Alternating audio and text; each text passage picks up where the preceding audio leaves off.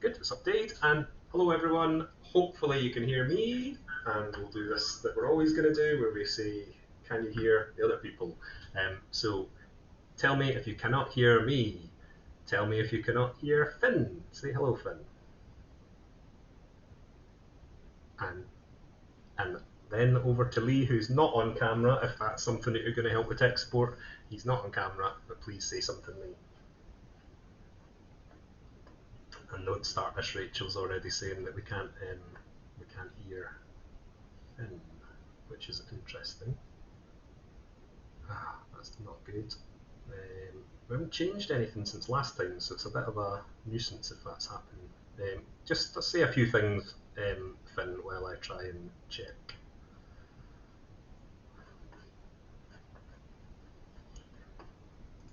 Tell it.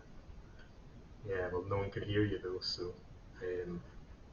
yeah, Rachel's on.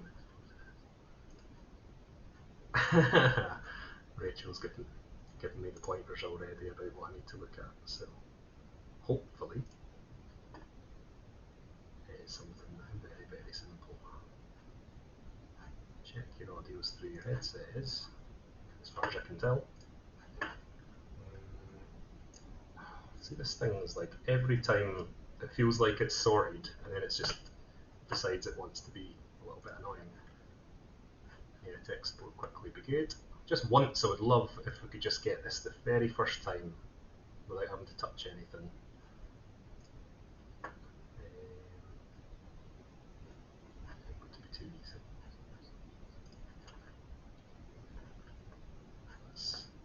I should try praying to it as an excellent suggestion. Yeah, just it's very odd. That's correct. Rachel, if you are there and you can come and save me, that would be good.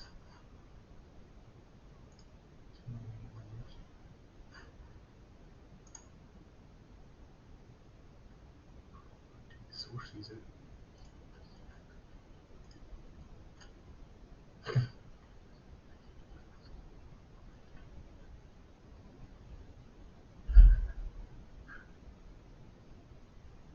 She's in her jammies. Nobody judge Rachel for being in her jammies.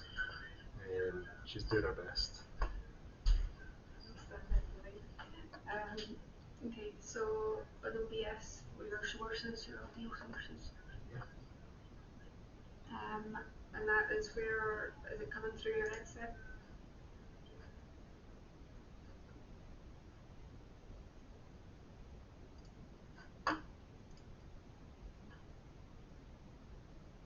That's Discord, so that wouldn't be what it needs to be.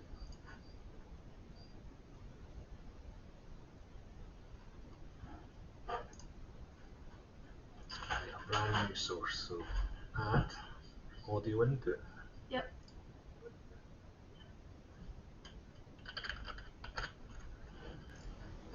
Then device. Your headset. Yeah. I don't think that'll help though, because how's it going to make them be heard? So you could say some stuff, you guys.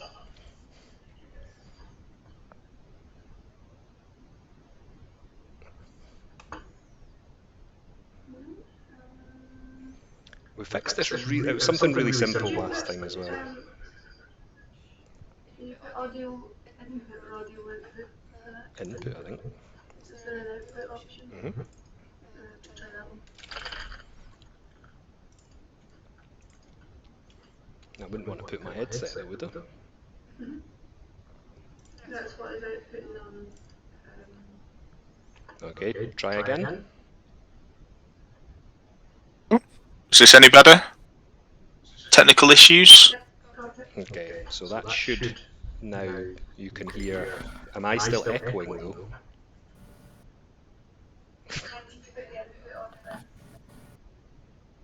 Finn is super loud, but I'm echoing.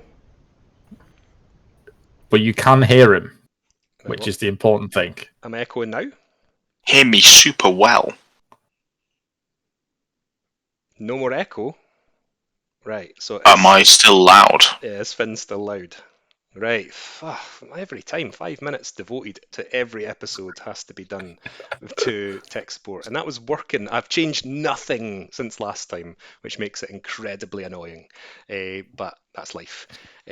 Anyway, so now we know, hopefully, you can say, hello, Finn. Hello. And apparently I'm to make you quieter because you're too noisy. I mean, people normally say that eventually, but it does normally take longer than a minute. I've turned you down. You're at 100% instead of 150%. Am I the correct audio levels? Yeah, get all this out the way so that we can hopefully not have this be a recurring thing. Right. I'm loud enough. You can hear me fine? Lee is still kind of loud. Oh, I've got a feeling it's actually not. That's not a computer related issue. I think it's that these guys are just loud. yeah. It's Yeah. yeah. Right. So me fine. Thumbs up. Okay. I've had one person say it's good. That's enough. All good. Oh my god. Hello, welcome.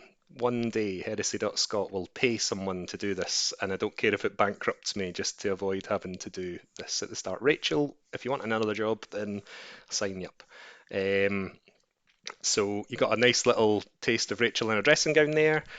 So we're here for a couple of hours just to talk about, well, the local scene for these guys, as well as hypothetical event planning, what we would go through, the sort of the ideas that we would have if there was some sort of event in the offing that we wanted to talk about, and also a chance for Lee and Finn to talk about their barbecue, which had a very catchy name and I've forgotten. So what was it? BB Pew. BB Pew. I would have also have put forward for the mixed Istvan Viv BQ, which could have been quite a good one. But never mind. Yeah, so see, there's no Welshie or Richard. Richard, I think, is playing paintball, so he'll be very drunk just now. And as always, Rachel with her tech support to the rescue. So, well, hello to you guys, and how are you getting on? So, Finn, what have you been up to? Heresy-wise, not a lot, to be honest. We made some rocks earlier for the aforementioned Istvan the EBP. But other than that, I was playing some Age of Sigmar today. All very exciting. Did you win? No. What else No. is new? And Lee, what about you? You finished your Thunderhawk today? You were sharing that? Yeah, I finally finished my Thunderhawk. The flight stand arrived from America, and I'd finished my 30 destroyers the other day as well. That's right, everyone. 30 destroyers is in Lee's list for November, I believe. Yes, as you do. It's actually 27 because I need 3 spaces for characters. Yeah, so I don't know if anyone else would dare to run that many, but yeah, let's hear if you would. And it's nice to see some new faces in the chat there. So Edge Empire, you'll come up a few times in the event, but the sort of the traditional, we've got as always, we've got Gary and we've got Stephen in there as well, which is good. So just the usual sort of introductions we like to do with people who have not been on before.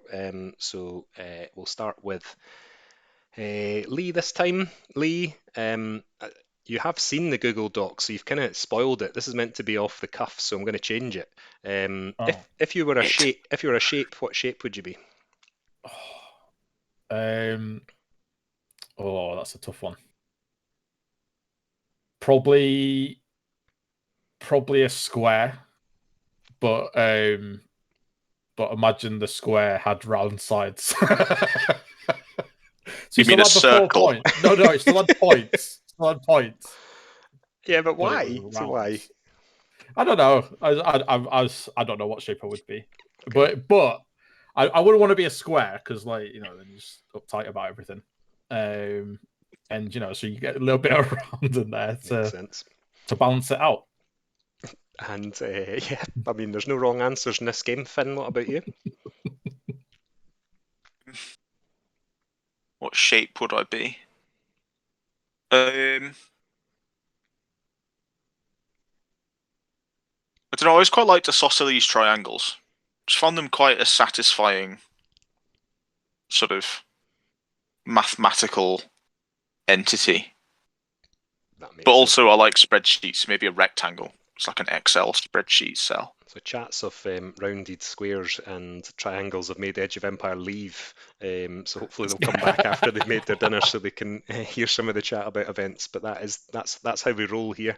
And so, which heresy character would you kill off if you could get rid of any, Finn?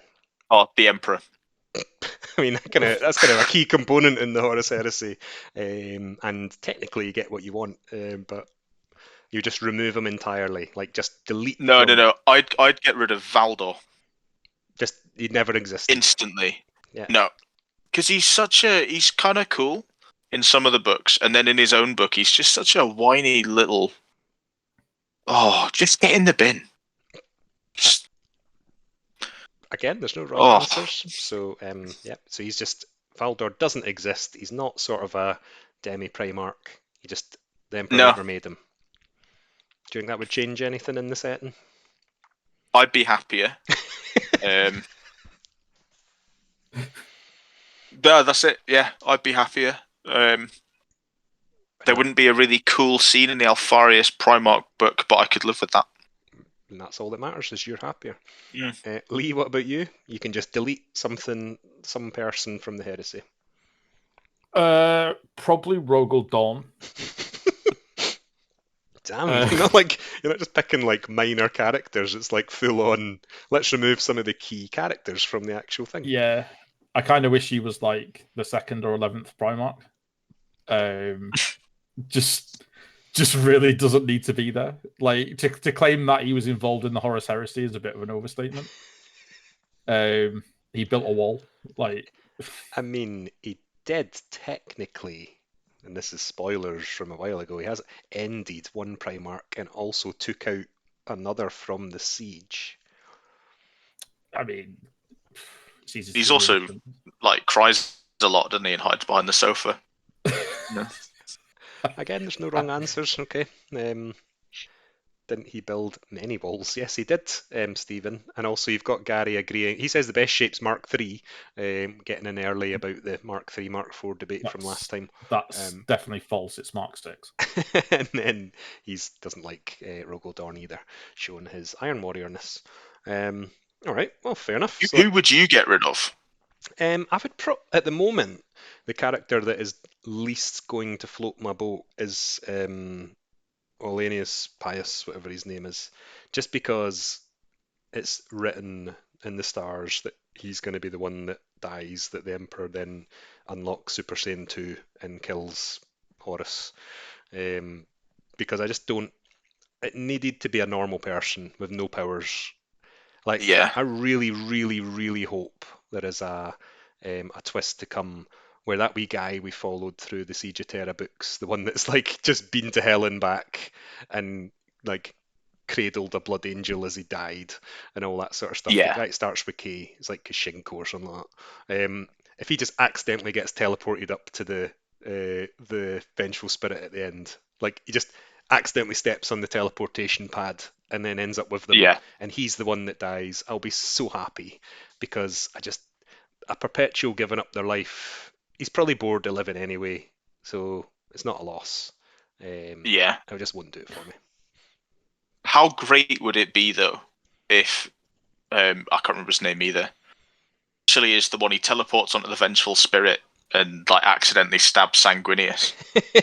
Well, like his sword sticking out his back, and he just like, oops. Yeah, he like turns up and his lasgun like accidentally discharges straight into Sanguinius, and that's why the Black Rage is such a problem. He says, Horus did it. Horus was surrendering. Oh no, Horus did it, Emperor. And Emperor kills Horus in a rage. Yeah. No, you've had a compliment on your beard, Finn. Oh, thank you. From other Gary, double R Gary. And hello and welcome to you. So, a wee bit about you guys. So we know Lee, that you are a Raven Guard player. Don't see many of them, so why did you end up picking them? So I originally started playing Raven Guard in 40k. I just really liked the idea that they use scouts a lot, and it was just a bit different to usually the usual. I've just got a load of Space Marines. So I started playing in that, and then when I first started playing Heresy, I actually started an Iron Warriors armored breakthrough list.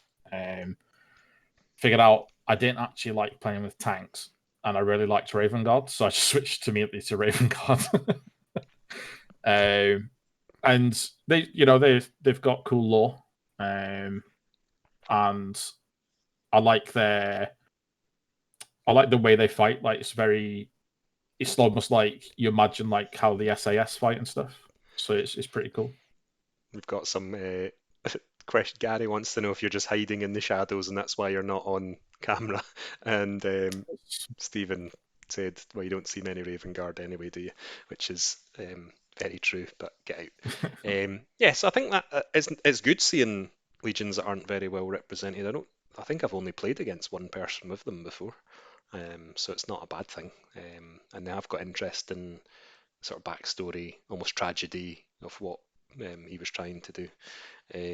At the end, Corax, where he was sort of just about cracked it to try and make Primaris in the Heresy, and then Alfarius had other ideas. That's all kind of cool. I quite like that. And I believe, and I'm just kind of let you talk about it when we've talked before, but you are holier than us. You are a member of the inner circle at Warhammer World, I believe. Yeah, me and Finn both are. Oh, I did not know.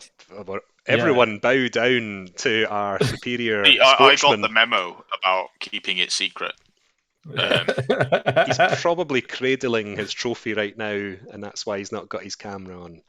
So tell us about that. So me and Finn, we went to one of the doubles events down there, and we were like, we've got a fairly competitive list. And then we started playing games and realized we didn't. We were wrong. We were wrong, very wrong. But we started playing some games, and we just went down and had fun with it. And we looked at some other people's armies and the top tables, and you're kind of like, oh Jesus Christ, I don't want to play against that. But yeah, we had some really good opponents. We actually played against a father and a son that I think me and Finn in combination have played against at every single event we've ever been to, apart from the one in Stirling. We'll invite them up. So yeah, we played against them. We played all of our games. We really enjoyed all of them, and yeah, just everyone voted for us for best game and best army, 5 out of 5. And so yeah, we got inducted into the inner circle, and we found out we actually came second as well. But we only won 2 out of 5 games. And I mean, we were 2 tech files away from winning the whole thing. It's good when it sort of factors in other stuff. I think the sportsmanship point should matter in events, as we might even discuss in the next again part. But that's pretty cool, and that's something that I'd love to do. That's kind of for me, that's kind of what I would consider the highest accomplishment in the hobby for me. I'm not a great painter. I'm not very good at playing the game, so being able to get 5 people to think I was the best sport would be exceptional, especially at a place like Warhammer World. So yeah, hopefully you do get a wee trophy or something, don't you? So where is it? Our entire set is on the mantelpiece down above the fire. Bookcases. Well, I'll put a picture in Discord later. It's quite a little shrine we've got. That'll be good. We've even got purity seals and everything. That you made yourself, or they give you that as well? Just from different events we've been to. Yeah, that's cool. Yeah. And well, that's enough from you, Lee. Finn, famous for your militia. Would you say those were your main focus, and if so, why? And tell us a wee bit about your White Scars as well. No, I think my White Scar army stroke problem is probably my main and biggest force. But I do like my militia a lot. I like them because I suppose it might come up with the event bit later on, but I really like not having established like lore surrounding things. I like being able to do my own thing, which is also probably why I like White Scars, because I like being told what to do. And I kind of respect that in Jagatai Khan. But yeah, I like my militia because there's so many established storylines with Space Marines, and there really isn't very many with militia. So I get to go and make my own little regiment and have like cool.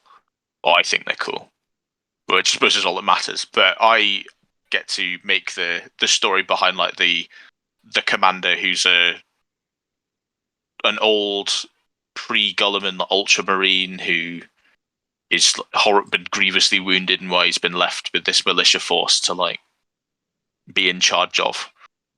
And there's a little allied detachment of Ultramarines that I'm working on very slowly, and I get to make all those like cool little stories without anyone being able to say, "Well, that didn't happen." Oh, I think you'll find on book X. Good stuff. I get to just do my own thing. I think that's cool. I think that's one of the big sort of draws of doing, like, where the Space Wolves were all the way through. That's my main army, and having Solar Auxilia or Mechanicum or anything else really, where you can sort of just carve your own wee bit of space, where you don't have to rely on a Primarch or someone like that who has a defined timeline. I totally agree. I think that makes a big difference. And in terms of our events, I think, Finn, you've maybe been to everyone except one, or is it every single one? No, I've been to one. I had to leave one early because I got pneumonia. It was in the beginning stages of pneumonia. It was the Zone Mortalis one, but I think I've been to all of them. The things people do to get out of games. Yeah, I just couldn't win a game, so I thought, you know what, bit of pneumonia, that'll sort me out. We've had 2 people haven't come back on the following day, so maybe people do that. And you're going to ask me how many there's been. I don't actually know. I think we're on 5, but I'm not 100% sure. I'd have to look that up. And Lee, I think you've been to 1 or 2? I came to your very first one. And that put you off, and then wasn't able to get to any of the others due to just timing and stuff. But I'm coming to the one in November. That'll be good. And that's going to be a sort of a celebration. Got nearly sold out of that, so if you are looking for a ticket in the chat, we've only got a couple left, so I don't think we'll go above the room capacity of 40. So yeah, get it sorted if you want to get on. Send me a message after this and we'll sort it out. Isn't there an Ultramarines Right Award that has militia as allies? Is a question. I believe so. It's the Virgil Operati something. Which is the reverse, though, isn't it? The Ultramarines are the primary detachment. Ultramarines are the primary detachment, yeah. So, but all your infantry and your militia become scoring, so it's like scoring Ogryns. That's pretty stuff good. like that. That would suit my Solar Auxilia quite a bit, because I tend to run quite a lot of infantry and random stuff with them. So yeah, that'd be good. So I can see you sort of preempted me there. The Cumbrian Heresy is your username on Twitch. So yeah, that's me.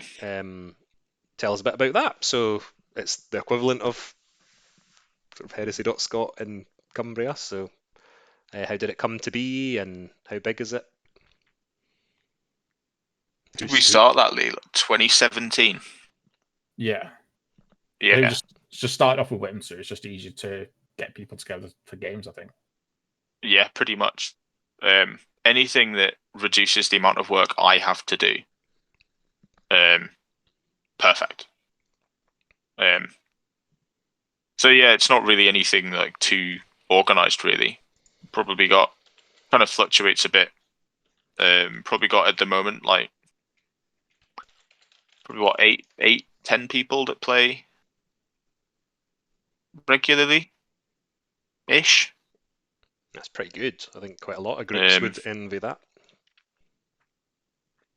Yeah, there's definitely a bit of room to grow, but got a couple of new people who have sort of turned up, having sort of shown interest over the pandemic as well, which is kind of cool. Some of which are coming to ISFAN 5. What baptism of fire that'll be, I suppose. But yeah, probably maybe 8 to 10, and we kind of just use it to just organise games and stuff like that. Yeah, and I think I see it on Facebook quite a lot where there's you guys do that. Edge of Empire have their sort of bunker thing as well, and I think it has to be ad hoc in a local group. Don't like Lee? What do you think? Is that sort of do you prefer more regimented type stuff, or do you just like having that loose setup? I kind of like it. I kind of like having a day for like a game. So it's like Sunday's Heresy Day or whatever. But also, if someone just types in there, let's have a game. Like, I'm completely open to that as well. So, kind of squares and circles, you know. Mm. Yeah. And it was we used to do Friday Night Heresy pre-pandemic, which was pretty good. We used to get probably 8 to 10 people that would come down, not necessarily every week, but fairly regularly. But it kind of falls down when I'm the organizer as the least organized person in the world. But I think I would agree that sort of having a fixed night. We used to do sort of Friday, wouldn't necessarily be the same Friday every month, but used to do a Friday at our old house, and it would just be like a 2v2 drinking, carry on. And these are always the sort of games that you kind of look back on and think those were the best. I think if you have to go to a hall or another venue for games, it's maybe just not quite, because you're not allowed to have a drink because you're probably driven there. That sort of takes away a wee bit. So I quite like that, having the home comforts, let's say. So yeah, and what about, so we find up here, and Gary and Gary will maybe disagree. It's quite a traitor heavy split. What's your kind of predominant groupings? I think we're pretty even. I think everybody in our group has at least 2 armies. Usually one loyalist, one traitor. So it's pretty even. Obviously, we all have our favorites, which I think's more traitor split. I think. Yeah, probably. It's probably like 60-40 though, isn't it? Yeah. Yeah, it's not a heavy swing. Yeah. So no, it generally works out quite well. If we have people come down, you can generally get a loyalist traitor matchup. And what about sometimes, like when you guys built your armies? So where's your militia sort of minded to be traitor to counter your loyalist side, or did you just not really think about that? They were traitors to start with, and then I switched sides for one of your events actually, and then made them loyalist for that event, and then I've just kind of ran with it after that. No, I mean, I think for me anyway, I like having. That's another good thing about militia actually, is being able to play both sides. You always come out on top. Yeah, strategically. And word bearers. Pick the winning side last minute. We haven't touched on the word bearers, but was that why? Did you get a traitor army for that, or is there some other reason? I got word bearers because I absolutely love Lorgar. Very controversial, but Lorgar is the best Primarch by far. Even better than Korax.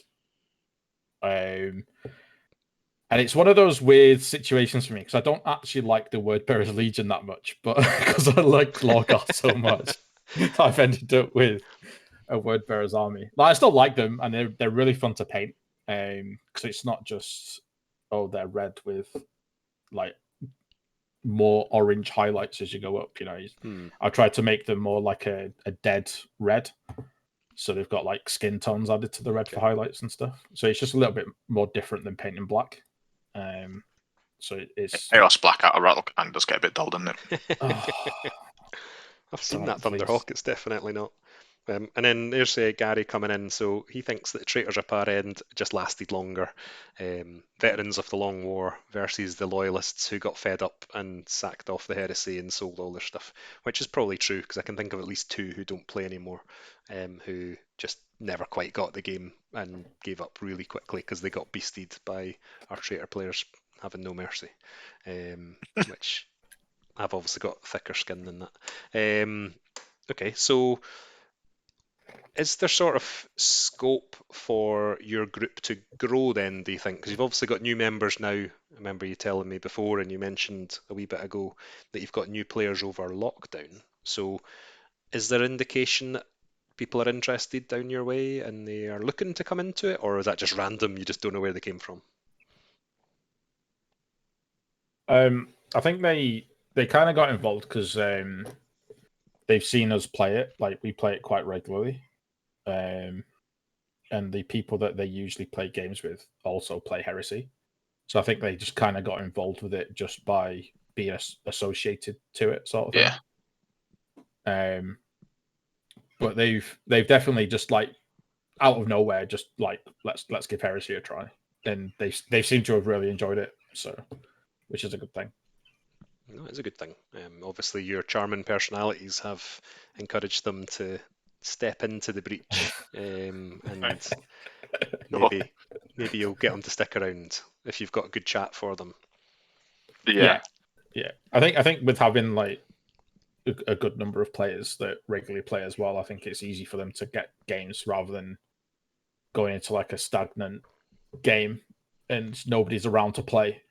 I think that's definitely helps with getting new players. I think there's kind of a. Sorry, go on, Kim. No, that's just. Okay. You go. It's a bit of a tricky one in some ways because there's definitely room to grow, but I think that there's a lot of people who potentially could be interested.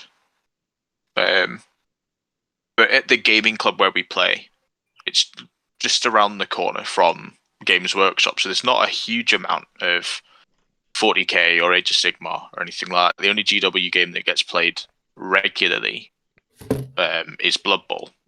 So that's fairly right. Yeah. And they play a lot of Blood Bowl. So if people are playing 40k games and like 40k is like the gateway drug to the promised land, that isn't really happening in the gaming club. It's happening in GW. And we're also saying this all sort of pre-pandemic sort of paradigm, I suppose. But yeah, it's a little bit tricky like that because it tends to be like bolt action or historical games. I know they play like Napoleonics and stuff like that, which isn't quite as obvious a route in compared to 40k, perhaps. And so you think the shop, having the Games Workshop close, has probably almost diluted the Games Workshop experience at the club? Yeah, I mean, I don't think it's insidious or anything like that. I just think people that want to play GW games play them in Games Workshop. No, I think I think that's interesting. The sort of could almost draw a parallel for our club up here. It was obviously the Games Workshop was the hub. We'd go there and we'd play. Yeah. Although back then it was still fantasy and 40k, and the club probably opened your eyes to more possible games. Like you'd go there because obviously you can't walk into Games Workshop and chuck your bolt action down. Not if you want to play there for very long. And I think that's quite interesting that so Heresy probably falls into that now because we're not allowed to go into Games Workshop and set up our little Space Marines because they want Primaris only. So I'm trying to it's like a parallel dimension where I'm not in Inverness, I'm in Cumbria instead, and it's the exact same outcome because that's exactly what kind of happened to us was that Heresy just wasn't, well, we kind of played in the club before Heresy was out properly, like Betrayal at Calth and all that sort of stuff. We didn't really get to play it in the shop, so it's interesting that sort of happened nationwide maybe. Don't know if anyone in the chat in their area had the same. Gary refuses to acknowledge that there is still an Inverness Games Workshop, just because our guy never posts. There's not really, so the Aberdeen shop posts like every day, lots of things, does competitions, online painting competitions and stuff, and our one posts every 3 months to say he's closed today, and that's all we get. But we won't go too much into that. Not that he's going to watch because it's a Heresy stream.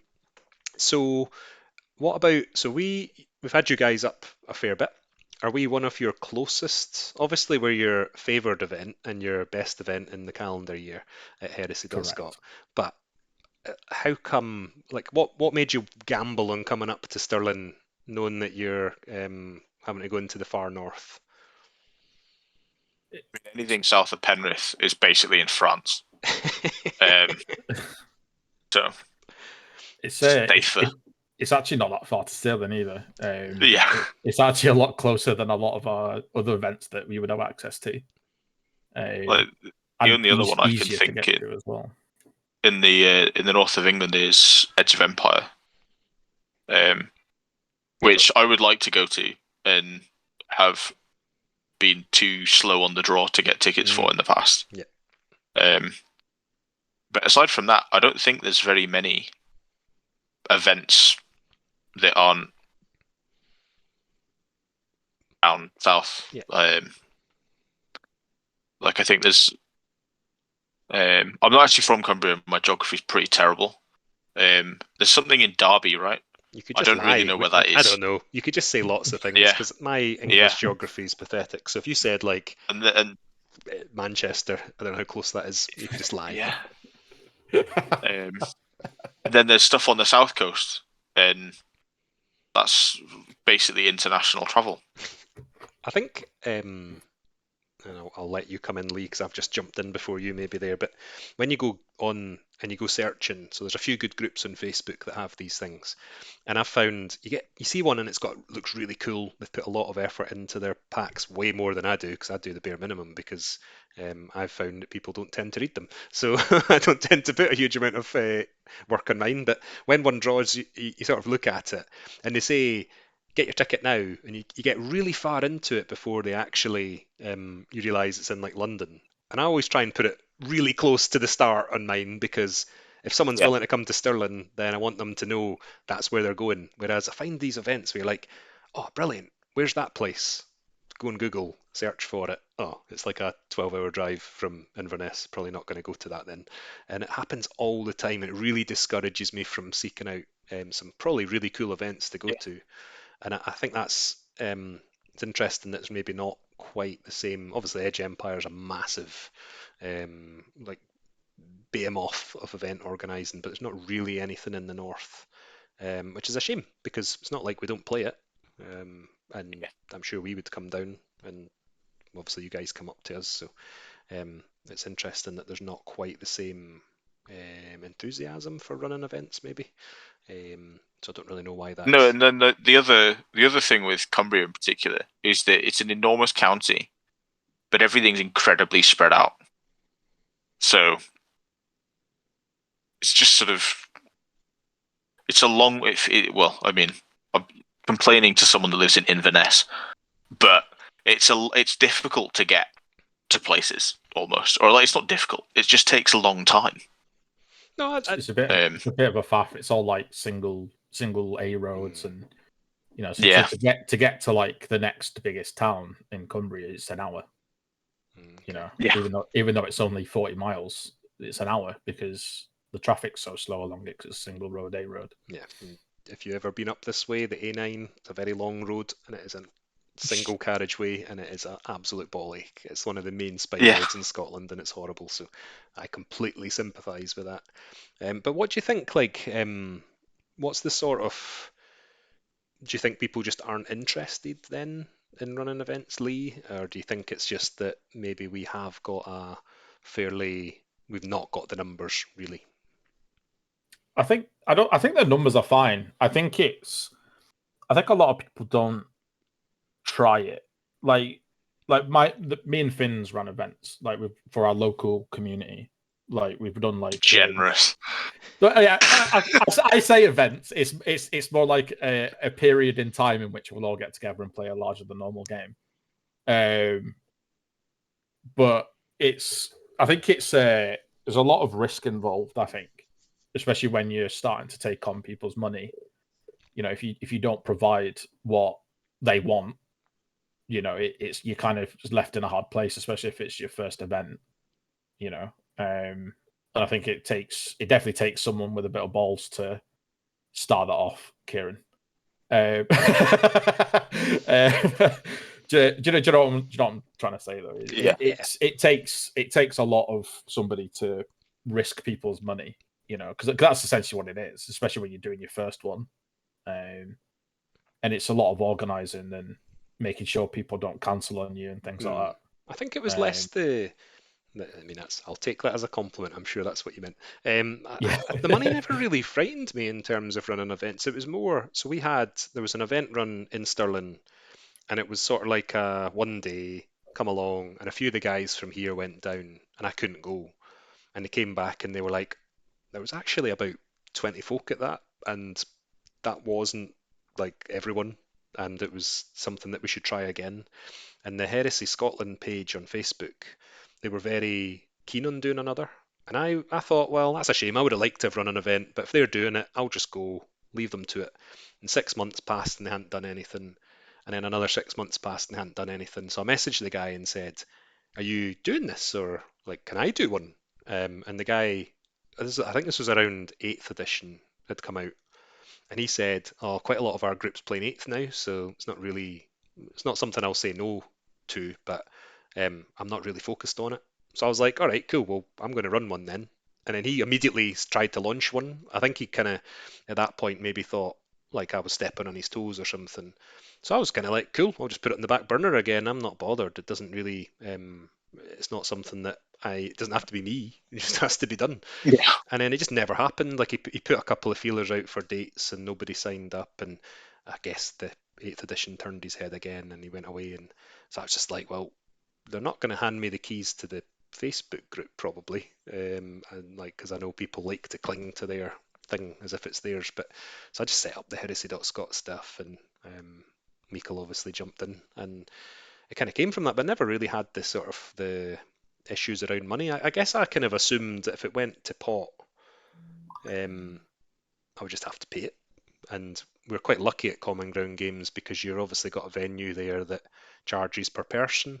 So even if only 2 people had turned up, I would only have had to pay for 2. And that's quite unique in the Heresy scene, which is, I'm stealing content from later, but I could see why people who were hiring a hall wouldn't necessarily sort of jump on board with paying 300 or 400 quid to hire a hall for a weekend and then be on the hook for it. So yeah, I'm lucky, maybe not brave, just lucky that I knew I wouldn't be on the hook for hundreds and hundreds of pounds. There's Gary who went has pointed out it was the week after the Custodies got their list, which must be book 7, and he says that's all there were, which is not a surprise. And that wouldn't have happened if we could just delete Valdor. Yeah, true. And he was very good in that book as well. I think for me, what puts me off is A, time, which I feel like I never have enough of, and B, by the sort of by the ad hoc nature of how we run games here, very casually and very haphazardly, almost. It's not fair, but not organised. I would be unsure if there would be almost for the sake of my own ego, would need really concrete buy-in from the rest of the the local group almost. Never mind that. Go and pause for a sec. Is that an ice cream van driving past your house? Yeah. Ice cream and weed. Anyway, back to you need the buy-in. Yeah. Unless you want to go and get an ice cream, which is fine. No, it's not really the weather. He's our local ice cream van also sells weed. It's a high quality Cumbrian area that we live in. It's very suspicious when an ice cream van comes round at 10 o'clock at night. 10 o'clock at night in November. Yeah. Pissing down with rain and you think, I could really go for a 99. Which are £1.20, which is a travesty. Anyway, yeah, I'd need like more concrete local buy-in than we get just by sort of the culture that the Cumbrian group has adopted, which is ad hoc and haphazard and a bit disorganized. So I don't think I would get that, and I don't think that would instill me with enough confidence to go ahead and do it. Almost. That's interesting. Sort of, yeah, I didn't really think of that. I know here we've got sort of 5 or 6 really keen, loyal players to Heresy who would like probably could have organised it further south. So even if we'd gone like to like Newcastle or even Manchester, maybe they might have even have been willing to travel that far from here to go to something to support it. Probably wouldn't have been happy about it, but they would have probably Carlisle, yeah, probably definitely wouldn't be happy about that unless the ice cream van came round. But it's interesting that sort of never really again not really something I've thought about in terms of. I guess again it kind of came to me just being like, well, if it doesn't work and it costs me a bit of money, it doesn't really matter in the grand scheme of life because then I'll know. And I think that's where I kind of just leapt in with the let's just try it, because if I can say hand on heart I've done my best and it doesn't work, well then fuck the heresy scene in Scotland. And that would have been my way of like reconciling it with myself. So don't shy away from that on that basis. We've jumped ahead a wee bit, but you've given me some photos of some of your local scene, which is what some people like to see. I'm going to put them up. I don't know if you can see what I'm putting up, but I'll just tell you what they are and you can tell me who they're by if you cannot. They're a wee bit I'll wee. Open the stream real quick. That's all right, I can tell you. So I've got some salamanders up here that were given to me. They're a wee bit wee. I'll see if I can make them bigger if these guys can't really see them. Yeah, they're Joel's salamanders. He's one of our newer players that has joined us. He already had a sizable army and hasn't really played much. And then he heard that during lockdown, we actually have a small community that play, and he wanted to get involved. I don't know if these guys can see these, but I'll make them bigger again. So this is all done recently. He's put quite a lot of effort in then. No, I think he's had it for the army for quite a while. I think he was more of a collector, and then I think he moved up from down south as well. Yeah, and then heard that we play Heresy and never hadn't really played before, and has just jumped straight into it, and he seems to be pretty regular now, which is nice. I don't see any fire. He's kind of cool as well because he's got this army that, and he's kind of got the things that you don't see very often, and people are always like, "Oh, it's a bit. Why have you got a heavy flamer on your cataphracti? Or why is your heavy support squad got multi-melters?" And it's just cool. I like it. It's just doing his own thing. I suppose that's one of the bits in the salamanders. It's quite interesting because they do kind of suit that. Like a melta-gun, I mean, melters aren't rubbish, and multi-melters aren't that bad either, but they make them more profitable in a salamander's army. Heavy flamers as well. Like I quite like that in the that they have the ability to do that. Okay, so that's them. I've got a Dark Angel, which is a Deredio and 5 individuals. This is Graham's. Pretty confident in saying it's Graham's. Yeah, Graham. He has a huge Iron Warrior army as well, but he's been doing this for quite some time. And I don't know, he did vast amounts of painting over lockdown, and I tried to find the picture of it. Like an insane amount of painting over lockdown, but I couldn't find it. It's just one of the few I could find. But no, this is his second Heresy army after his enormous collection of artillery-based sadness. Just celebrating that we've had our second spam bot offering to give us some follows and viewers. Oh, nice! You've made it. Yeah. The big time. Anyway, sorry. So he's working on his Dark Angels. He's working on his Dark Angels, yeah. He just started. Oh, I say just started. Recently started airbrushing, right? Yeah, I know. I think it was either just at the start of lockdown or just before it. He was asking us about, because me and Finn do a lot of airbrush stuff, and he was asking us about that. And I think he just went straight in the deep end, and Airbrushed the entire army. yeah. I can't, like, again, that's kind of, I did get help from Willie, who was meant to be in chatting, but he's out on the piss, I think. He helped me quite a lot with airbrush, and he was round this week helping me, which I was very grateful for. But I do think you've kind of got to, as long as you've watched a few videos on YouTube, it's not that overall difficult to do a base coat and a couple of coats. Obviously, I don't have a clue how people do intricate details, because I cannot. Even with a small needle on my airbrush, I'm like, whoops, and then it's like everywhere. Or I tip my hands the wrong angle and it pours onto my jeans or my floor. Rachel will definitely confirm that I've got a lot of ruined t-shirts and jeans to the to the airbrushing.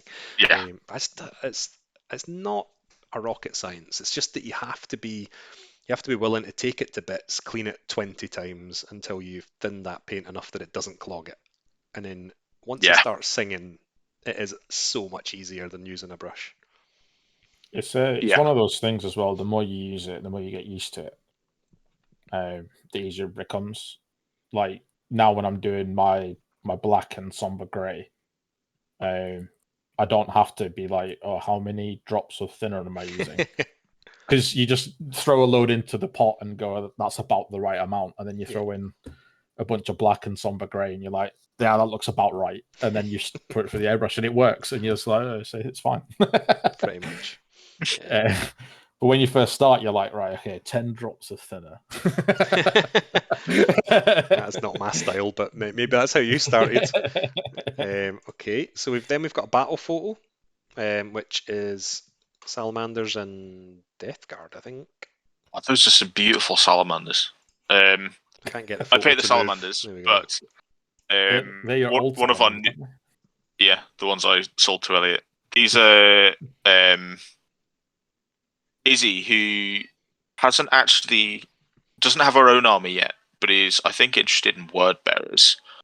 I do have her Instagram as well for some of the other stuff she paints for some fantasy games and role playing stuff. But she painted a load of these Death Shroud Grave Wardens and the Grave Wardens. Horrible Death Guard people. For one of our local players, and she's painted a whole bunch of these for him. I really like them. I think she's got the grime level on. Yeah, I'm a fan. I think they do look good. I'm trying to zoom in a bit so people can see that. There is an unpainted guy at the back, so she's obviously not finished them all. Ignore that. But they're brilliant. And yeah, put that, if you can find it and put it on the chat, that'd be good. Always like to try and give a wee nudge to people. But yeah, it's nice that you've got that's one of your new people that are coming along. And then, these are tiny. Sisters of Silence that are absolutely tiny and were actually quite nicely painted, so we'll need to try and get them to not be tiny. We need to clip that for Elliot's benefit. So these were painted by someone who, to say he's paint-averse is generous. He absolutely hates painting, never paints anything. He just buys painted armies off me, essentially. But he sat down and did all of these for your last event. And it's just cool. I was proud of him. He sat and did it all. And are they Golden Demon worthy? No. But I really like them. I think they're really cool. And it's just cool to see someone that hates painting like knuckle down and do it, and then at the end be like, actually, that wasn't awful. And has actually painted stuff since then. That's good. Yeah. And I think that's which is a minor miracle. That's my feeling about painting. I'm not a fan.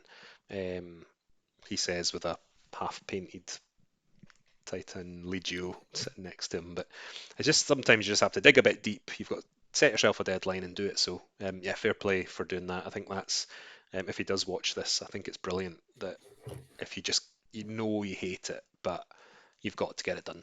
Like, it's part of the hobby unless you buy painted stuff. So yeah, good respect and good use of the word proud. I quite like in the hobby when people are kind of nice to each other and use words like that. So yeah, let's say we're proud of them. And then we've got Xiphon. So this and the Valdor, I think were actually painted by the same bloke. He runs our local gaming club, and he does lots of. Doesn't do much like 40k, but he does lots of other like weird game system commission things. But I believe Pete actually went to the effort of painting the scales by hand. They're not stenciled. Which is a testament to his patience, amongst other things. But he's painted a whole load of Alpha Legion for one of our local players. And are they that colour? Because that sort of blue is very, very light. It's quite interesting to see an Alpha Legion. Yeah. He was. I think he did this first lockdown. I can't remember. But he was trying to colour match to an army that Lewis had bought painted. So he went through several iterations of trying to get the right blue. But I like that it's come out as like this sort of pale metallic blue. Because I think is it in Legion where they're talking about all the different colours of Alpha Legion? And they sort of range between like this like lighter blue to like almost like purple, indigo type. And I kind of like the lighter blue, but the scales just blow my mind. There's so many. There's actually 2 of those Xiphons painted identically as well. Fair play. There's 2? Yeah, there's 2. I don't have the time for that. Hell.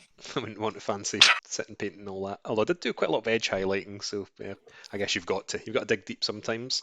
So I've put these out of order then, because I've put these Valdor side by side because they're clearly not the same one, because they've got different arm colours. They are the same one. They are exactly turns the out. same Yeah. person. Oh, I just repainted it. The one on the left, my left. The one that's over my face is the finished one. This was work in progress, where I think he started again. I did, when you sent them, I thought maybe they were the same model, and then I zoomed in and I was like, wait a minute, these have got different outcomes. Yeah. I think he started again. But yeah, Pete spent hours and hours painting like all the chords and stuff like that. You can't see it particularly well on the picture, but I think all the animal skins and feathers and stuff are just, it's so intricate. I don't have the patience for that. No. It's really, really cool. Very strange model, this, I think, because like Valdor, obviously he's got like the beefy stats of a Primarch, and he's a bit of a unit, but it just doesn't really fit the line. Like when you put him next to the other Custodes, he's like dreadnought sized. He's absolutely massive. And all that sort of detail, like I guess in my head, I kind of thought a Custodian would be kind of like a Space Marine in that they don't really have much. They don't keep much. They have their weapon and that's it. But this one, Valdor, seems to have like a bird and a demon and a leopard cloak and like it seems to have quite a lot of bling. But they obviously wanted to make him stand out on the table, so can't really blame Forge World for that. But then, as has been pointed out by Gary, shame he's been removed from the timeline. Doesn't exist anymore. Yeah. There's a cost, but I think it's one we can all agree is worth paying. Yeah, but that's a brilliant job. I think that's probably the best out of the lot that you've sent. So whoever this person is very, very talented. And Pete Mellors. I think he has a Facebook page for his commission thing, which I'll find. And is he going to get dragged along to November then? He actually doesn't play.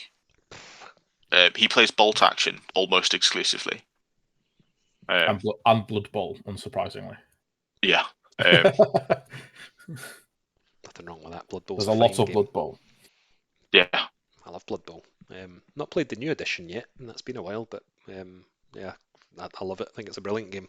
But obviously, it's not bloodbowl.scot, so we'll leave it at that for now, I guess. So we've overran a wee bit, but we'll talk about your Istvan VBQ, and obviously, like we've talked about it a little bit away from the stream, and you've asked for some input on, and you didn't need it because you knew what you were doing anyway. So if you just needed reassurance, a wee pat on the back, to Yeah. make sure you're on the right track, which you are. It's a brilliant idea. I think it's really interesting what you said earlier about you're not organized enough maybe to like book a venue, organize terrain, tables, etc., etc. This is a brilliant alternative, I think, in terms of playing to your strengths then. So you're doing it at home. You're basically opened. I don't know if 20 people had said they were coming, it didn't sound like there was a limit. So that's quite interesting. But you've just basically opened your doors, having a barbecue, having a game, recreating one of the most famous battles of the Heresy, and you've managed to get the numbers needed to do it, which was always the thing that put me off trying to do Istvan 5 because of the split and how outnumbered the loyalists were. So what's the sort of, give us a summary. I'll say, Lee, you start. Summary of what it's all about. That's a potted summary from me. Tell us where it came from and a little bit more about it. You want me to do the where it came from? Sure. So this was all my idea.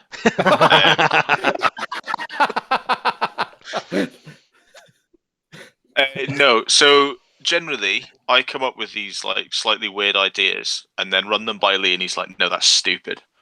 But I was at work first week of the summer holidays here, and there was a barbecue at the summer school, and I said, "What would be better than a regular barbecue is a barbecue and heresy." Come home from work and say to Lee, "Istvan 5 was hot, just like this weather, barbecue weather. Istvan 5 and barbecue." And then that's kind of where it started. And so he comes to you, Lee, and he says exactly that, and you say, I'm in. Was it because of the barbecue or because of the opportunity to play that game? Both. I like meat and I like heresy.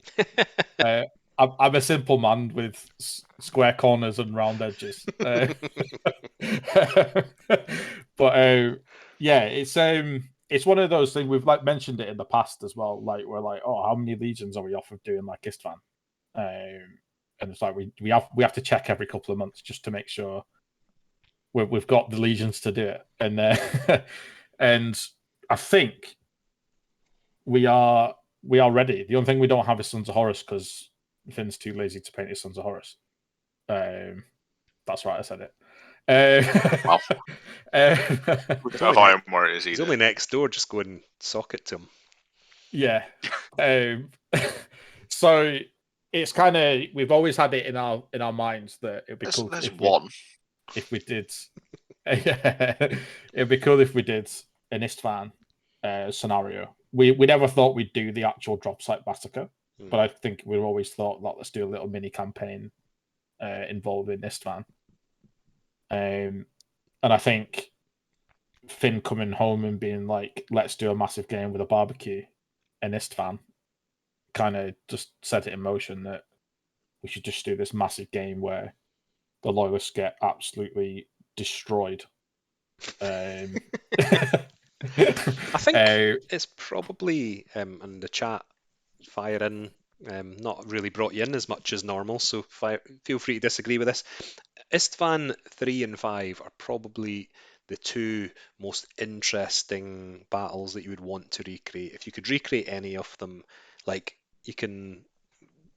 everyone gets given beautiful armies, thematic. Those are the two I would most want to play. It's like you've got ones like Prospero, which is quite cool, like as a evolving story, but it's not quite got the same sort of tragedy, although it was quite tragic on Prospero, I guess, but the sort of tragedy around the turning point in Istvan 3 where the loyalists who just held out so long were betrayed from within, or that idea of being like, we've got 7 legions and yous have only got 4, and then they walk across and then they're like, right, we've had enough, we're going to go back and swap with our 4 friends, and then it's just and they all get gunned down. Like, that is brilliant as a story, and I think if you had the right amount of loyalists that you could do it justice, it would be some of the coolest games to play, I think. So it's something I've done about 6 different spreadsheets that have a list of everyone I know who has those legions, or like mech knights, Solar Auxilia militia, who I could drag along to try and recreate that battle. So I'm well jealous of you guys getting that on the table and actually having a really interesting. You've made your own kind of custom rules for it. You've got new players coming along. That if it goes well, you'll have those 2 or 3 new players will be hooked for life. If it goes shite, they might never speak to you again, but we'll just pretend it's going to go really, really well. I just think that sort of you've given yourselves the best chance because you're playing it at home, so there's no getting kicked out unless you guys decide to kick people out. You've got a barbecue, which everyone loves. You've got for you guys, you can just leave it all out in the garden and go to bed if it's a nice night. You don't even have to pack it away at the end, which is brilliant. Yeah. So it's got all the hallmarks of it being a really, really, really good day. But I don't know, not talked much about the plan. So you've kind of got the mission in line. Give me a rundown of the mission. Finn, did you write it? It was a joint effort, but I'm as the non-playing neutral arbiter for this. The mission is kind of tricky because you want the loyalists to feel like they're in full-on action hero last stand mode, right? Which is difficult to do without making the traitors feel like an afterthought. But we also know the outcome, right? It's not like this was like the drop site draw. You know, like the traitors won. I say won. They demolished them, you know. So coming up with the mission was kind of tricky because you want to have people, or the loyalists feeling like action heroes, the traitors feeling like they're super evil, mustache twirling supervillains. And you know the overall outcome. So how do you still make a game of that? So I haven't finished this yet because I've been procrastinating. But we're trying to give each of the Primarchs. We've got all the Primarchs apart from Perturabo, Horus, and Ferrus Manus. So we're trying to give them stuff to do to kind of guide people towards what we want them to do. So like the Emperor's Children, for example, we're going to try and get them to kill all the Iron Hands independent characters and stuff like that. We haven't actually finished all of them yet. Kind of prod people towards doing what happens in this story that we all are familiar with without like railroading people into it. Do you think though? So railroading's a good term. Do you think that's because we've talked a little bit about D&D? We've obviously both played it in the past. Do you think coming from a role play background and having seen the pitfalls of a role play can it help you planning things like this or not? I think so, yeah. And like personally, when I think about it, I would much rather. So I'm not playing. I would rather be almost like a GM than a referee, if that makes sense. I think there's a fine line there where there's like a neutral party so. that. I think that you're right about the neutral part. I don't think there's referee is. I would never consider myself a referee at an event that I've put on. If it came to it, like I put a one-liner in, you guys sort it. I'm the last resort. If you and your opponent are going to end up in the car park rolling around punching each other, I'll come over and sort it. But I would rather you guys came to pretend I'm not there and come to a conclusion that suits both parties. So I don't know about. I'm hoping I don't come across. Referees may be a bit strong, but you know what I mean. Like I'm not that. I don't want to be there to just be like. I think you'll find glorious interventions on page 24 of the rulebook say this. I'd rather not 24. Do that, and I'd rather be. I'm going to check if this is on page 24 because if it is, then it's not. Kicking you off. Let's see. That's actually the Lord of War rules. Unit coherency. That would have been amazing if it had been the right page number, though. Well, I need to swat up before the 28th, but 3 weeks, loads of time. Yeah, and we don't want people to be. I wouldn't want to be, if I was playing, be like pushed into like just kind of like relegated to like a bit plot player or a spectator almost in a story. I'd much rather we make our own version where, like, okay, maybe Fulgrim doesn't kill Ferrus Manus, but he wipes the floor with Korax because he's a little pansy. Hold on. Or as an Alfarius take down Vulcan. I like that how you're sort of not thing. I'd giving much rather we. the loyalists a hope here. I was thinking maybe you could have said maybe Angron overstretches himself and gets killed. I mean, I don't know. Angron's a wise veteran of many wars. Tactical genius, I would say, especially in the capable hands of Elliot. But yeah, I'd much rather give people the opportunity to like make our own version of what happened almost.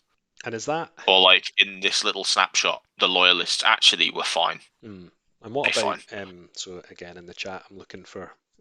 Is that the sort of thing? So if we ever did recreate as a Heresy.Scot thing, would you rather have a similar thing to that, or would you be looking for? No, I want to play it historically. We know the loyalists lose.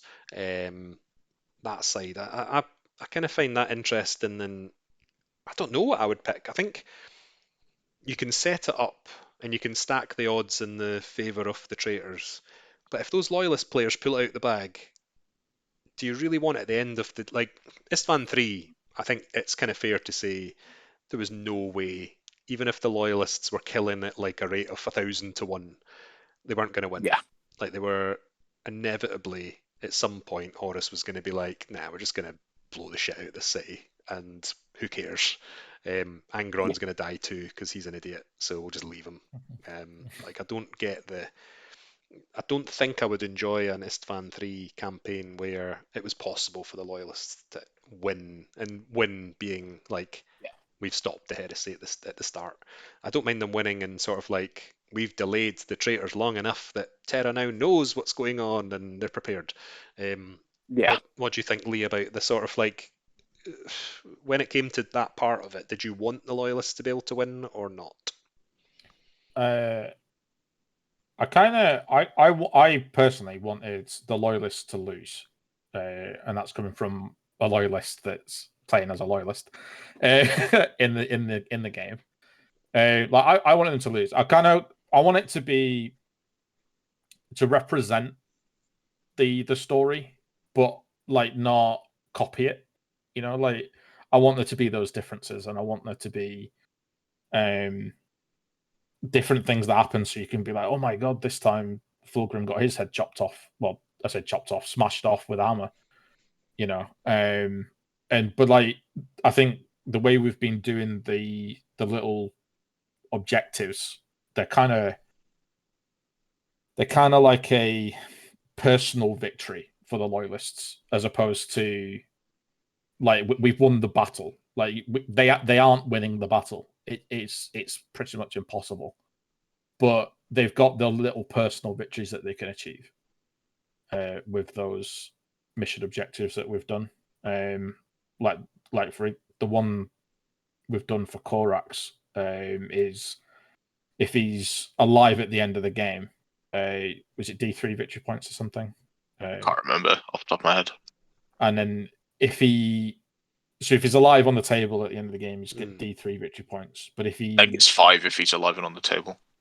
Okay, so he's alive on it's 5, and if he gets off the table, because he's obviously got that ability that he can just jump off into space and leave the table. And if I choose not to bring him back on, but he survived the battle, then I gain D3 or whatever. This little campaign of guerrilla warfare against the World Eaters or whatever. Yeah, and it's kind of almost like a little personal victory that Korax has survived this time, and will then go on to cause Horus absolute mayhem in his backfield. So whilst he's going towards Terra. When it came to planning, so you're not necessarily scripting it to be exactly that. But when it came to setting the objectives and the victory points and stuff, are you looking at the lore, like you just said there with Korax, like you would say with Vulcan, where you're kind of saying, well, we won't say it's the only way to win, but we will encourage you to play with that. Like you said, the Emperor's Children, their main objectives to wipe out the Iron Hands, so they get X victory points if there's no Iron Hands left at the end of the battle or whatever, or they get 1 extra hit point for each unit of Iron Hands they kill. Is that your way of trying to tie it closer to the narrative then? Yeah, kind of prod people towards doing it, but not say, do this. You're giving people an option, you know? Okay, well, that sounds good. I think that's a brilliant idea. And we've kind of talked a lot of what we were going to talk about in this section. We've already kind of covered, but you obviously don't anticipate it's going to lead.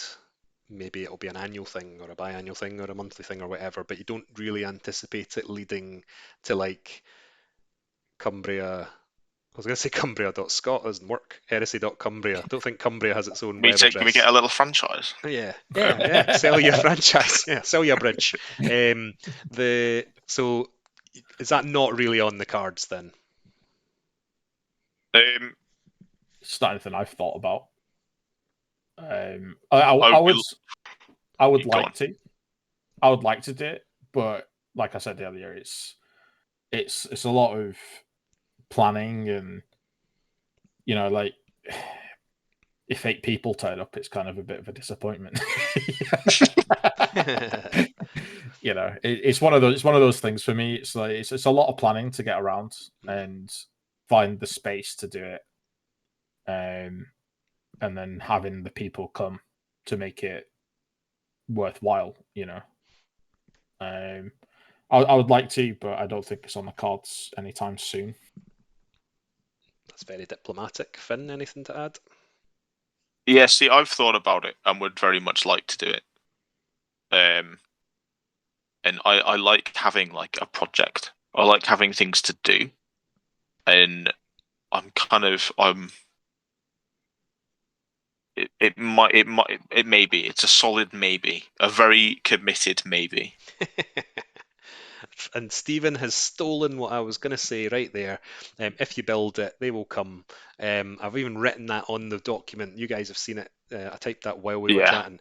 If you build it, they'll come. I actually think I've got high hopes for what you're doing in this event. I think that it is something which it just has the potential to kickstart something brilliant down there.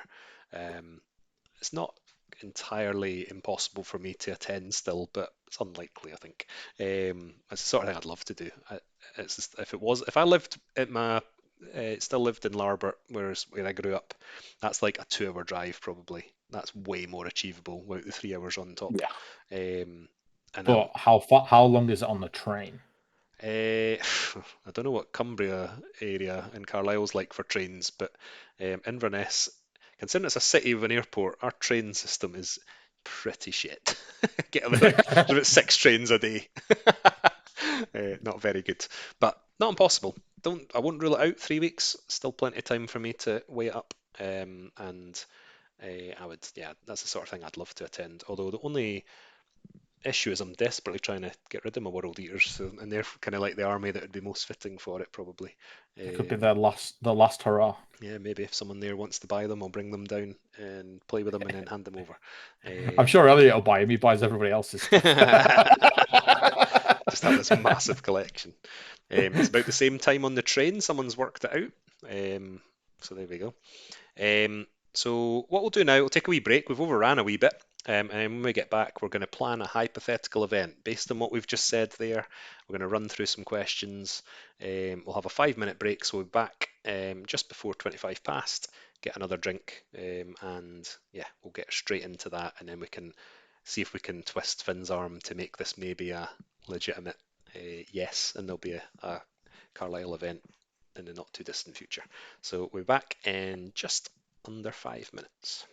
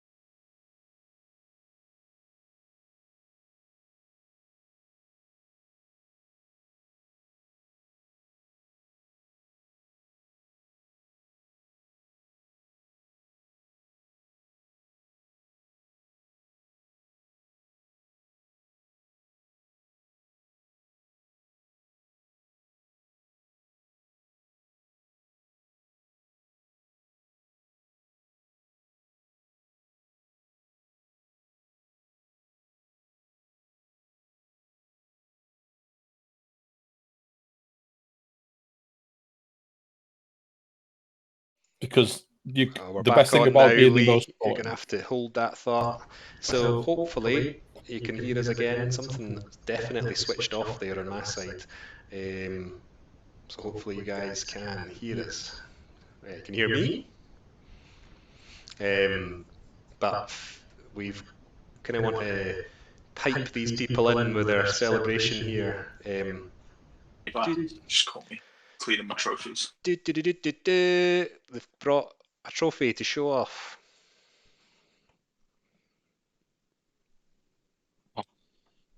Being attacked by bits of Centaur. Here you go. Proof. Look at us. Oh, Knight of the Inner Circle. Lee doesn't have one, You obviously. can buy those on eBay for $5.99. Listen, AliExpress does a very reasonable deal. You too can be Knights of the Inner Circle. So you can definitely hear Finn, because I did have to click something there, and I would have been really annoyed if it started playing up again. So hopefully you could hear. Yeah, we thought, naturally, the thing you do when you win an award for being most sporting is to flaunt your win in front of everybody. And your deodorant. Oh, yeah. We said we don't think we can hear Lee. that If you can hear Finn, you should be able to hear Lee. Lee's just a naturally quiet person hiding in the shadows. Am I? I don't think I was. Well, they do. Oh. Can you hear him Well, there? you know, learn something new about yourself every day. No, it's all good. Phew. Don't give me a heart attack. I'm already falling out of OBS. So for whatever we've got left, it might overrun now, which is good, because it's always nice to keep chatting with you guys. We're kind of going to talk about event planning, and we kind of have. So Lee and Finn asked me for a bit of advice on their event, and I don't think they needed it, like I said. And we kind of talked about some of the pitfalls and the things that I've only ran 4, and this is the 5th, I think. I'm not an expert by any stretch, but I like to think I'm quite organised, and when I start setting my mind to it. So we're going to kind of run through as if we are planning an event. We'll say Finn has not a maybe, he's a yes, I want to run an event in Carlisle next year sometime. So it'll be quite casual, because I think we're going to agree on a lot of stuff, and that's why I don't know how long this will take, because I think we'll probably agree. Most of the things I've written down, I imagine we're all going to end up thinking is the best, even though it's not necessarily the best way of running an event. But the first question really that I think is, it kind of sets the scene, is do you make things that you would like to go to, or do you make things that you would think would be successful when you run an event? Lee, if you're the quiet one, what do you think? I think I would like to make an event that I would like to go to and play in. If I would like the event, then I'm sure many other people would as well. Okay, and Finn, anything to add to that?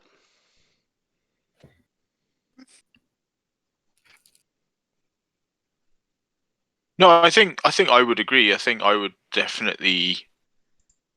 I do what I would want to play in. I'm not that.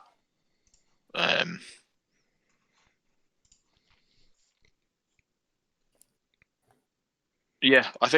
think if I would do what I want to play in, rather than what I think would be successful.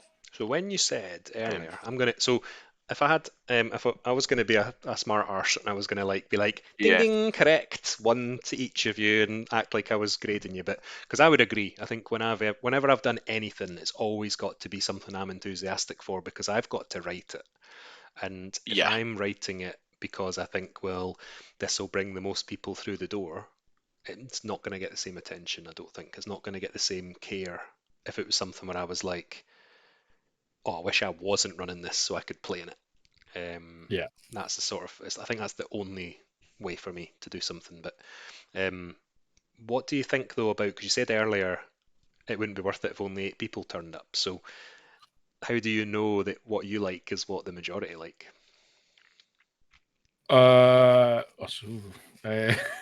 I think there has to be about, like with everything, you need a certain amount of balance, right? So you can't just, like, ideally, for me, I would run an event where it's all militia and there are no named characters, there's none of this namby-pamby, oh look at me, I'm Sigismund. No, none of that.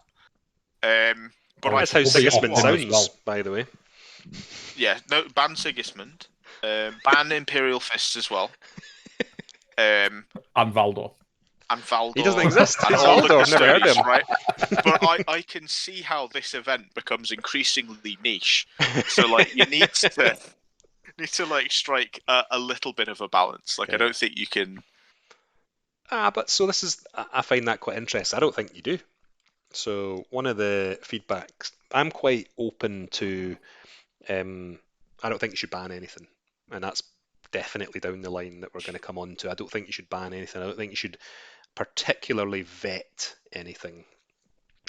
Because I think that, so I've got a very loose mancometer trademark, where I just look at the lists and I give things I know are strong get a tick, and then I tally up the ticks, and the people with the most ticks play each other, and the people with the least ticks play each other.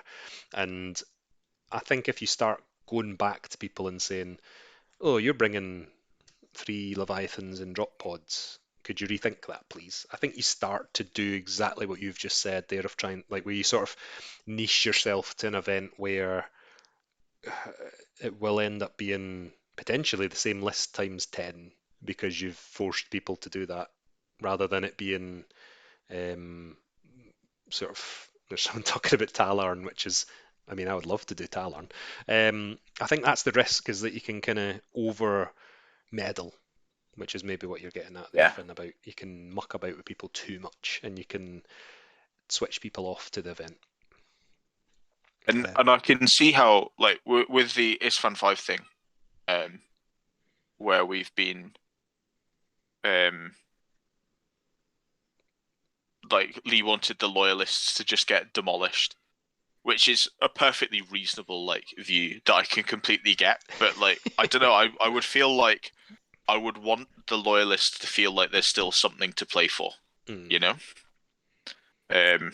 So, like, a super all narrative, like, don't even count victory points, personally, ideal. But I can see that people wouldn't necessarily, like, buy into that, almost. Yeah. And I think Stephen made a good point there. I didn't notice that. There is a Militia and Solar Auxilia event somewhere in England. It was meant to be in last November, I think, where that was all you were allowed to bring, had to be humans. And it looks really good, actually. Looks like it's been well designed, but I think everyone had to bring one Space Marine as like a token, like leading the army type thing, which was quite a cool idea. Yeah. But I think it had to be an Ultramarine or a Word Bearer as well, which kind of added a bit of a interesting challenge. I don't collect either of them, so I'd be like having to scrabble for bits. It's not too bad if it's just a single man, though. Yeah, and that's buy one, go to Egghead Miniatures or whatever. So that's quite interesting that we're already on the sort of vetting and how we influence it. So the next question is quite easy. So ideal world, we've got Carlisle lined up. Is it 1 day or 2 day? Or 3 days? It's 2. 2. Yeah. You just decided 2. No debate, just 2. It's 2, and the reason why is if I probably wouldn't go to a 1 day event unless it was like, say you got into like Centurion or something where it's the smaller points games. I think if someone said to me, "Oh, do you want to go to this event where you play 3 games in a day in the 3,000 point games?" And oh, by the way, you've got to travel 200 miles there and back. Do you want to go and pay £60? No, I don't. That's a lot of work. That's a lot of effort to play 3 games. It could be the best event ever put on, but I think for me, it's a lot to commit to for 1 day. Yeah. if then you've got travel, if it's long distance travel and stuff. And I think 2 days makes it easier. Yeah, you've got the added cost of a hotel, but I'd rather spend money on a hotel than travel there and back in a day. And that's you coming at it from nice Lee, because this is in Carlisle, so it's just down the road. Yeah. Do it here, in the garden. 2 days. Camping out. So Yeah. 2 days. I think I agree. I think I find it hard. Like Inverness is quite far away, obviously, and I've been to one day one. That was one that Welsh ran. It was a very good day. I had a good time, but it's a lot when you've got to play, like, because there's not a train back unless. My parents live just along the road from Stirling. I'm very lucky. If I needed to stay, I could stay. But there's something about just wanting to get home at the end of an event that you just kind of like. Even if it was like a 10-hour drive, I'd be like, right, let's just go because when I get home. And it is a lot in a day, I think, to kind of potentially drive 6 hours to Stirling and back, and then like even away from like the actual gaming side, like I always like how like in Stirling we'll go to the pub, you know, or a lot of people go to the pub and like have dinner and stuff, and like that like social interaction with like other human beings, that isn't necessarily like actually gaming is kind of nice. Like talking about other facets of the hobby or like other game systems and stuff like that. Like you're all interested in the same thing. Like it's kind of cool to like actually speak to someone, not about like rolling dice kind of thing, you know. I think that Not about the actual game. I think again I'm sort of throwing D&D into the mix here. So I play every Tuesday. Me and Rachel play in a group, and it's quite interesting when we finish for the night and we sort of have a wee catch up about what we've been up to. And there's sometimes we kind of feel we're not a group of people that we're not a group of friends that play D&D together. We're a group of people that play D&D together sometimes, because there's not. Sometimes people will just finish the game and they'll be like, right, thanks for the game, and they log off the call, and that's it. And there's no real like. I think that is a benefit. I think you're spot on with the social side. Like, we're not a group of people that meet up and play Heresy, and that's it. Like, I like your company. I like when we go for a meal in that Chinese restaurant or we go for drinks and stuff. And it doesn't mean that we have to spend like every minute. Like, I don't have to stay till 3 a.m. getting pissed in the street and thrown up or whatever. But just that little extra touch makes a difference at an event for me, where we're not all socially awkward and we're willing to spend time in each other's company, and I can learn whether or not I want to invite you to the next one based on if you're got horrible racist views that you air at dinner. We hide them well. So I think I'll do prefer the 2-day one, unless it was very local. Like, I could see a benefit of having a 1-day one up here, because the odds are no one's coming up necessarily from far away. Yeah. Or like I could see it how maybe not for Heresy, but for like a slightly newer system like Adeptus Titanicus. How like doing a like a 1-day Adeptus Titanicus or Battlefleet Gothic or Epic or whatever, or if that whatever game it happens to be, that are a little bit niche. Quicker almost. games as well, I think. If you can play a quicker game, like a Centurion game, Zone Mortalis game or whatever, I think you could do that. Like, if it's so specialized, so it's not your normal, you bring your 3K-ish and you do your game. Like, if you make it be something like, that's a stupid example. Say you were like, all we're bringing is vehicles. That would the novelty of that would wear out after a day, I think. So if you said everyone bring their dreadnoughts for a day's gaming, I think that'd be interesting enough to do for a day. But when you went back to the hotel and woke up the next day, you might be a bit like, not that fussed for doing that again. So it's a bit. So I can see that. I think that's right. I would agree with that. I think it's, if you're just doing the sort of and that is, we've not got to that. That is one of the questions that I've got in my wee form here. What are you doing at this thing?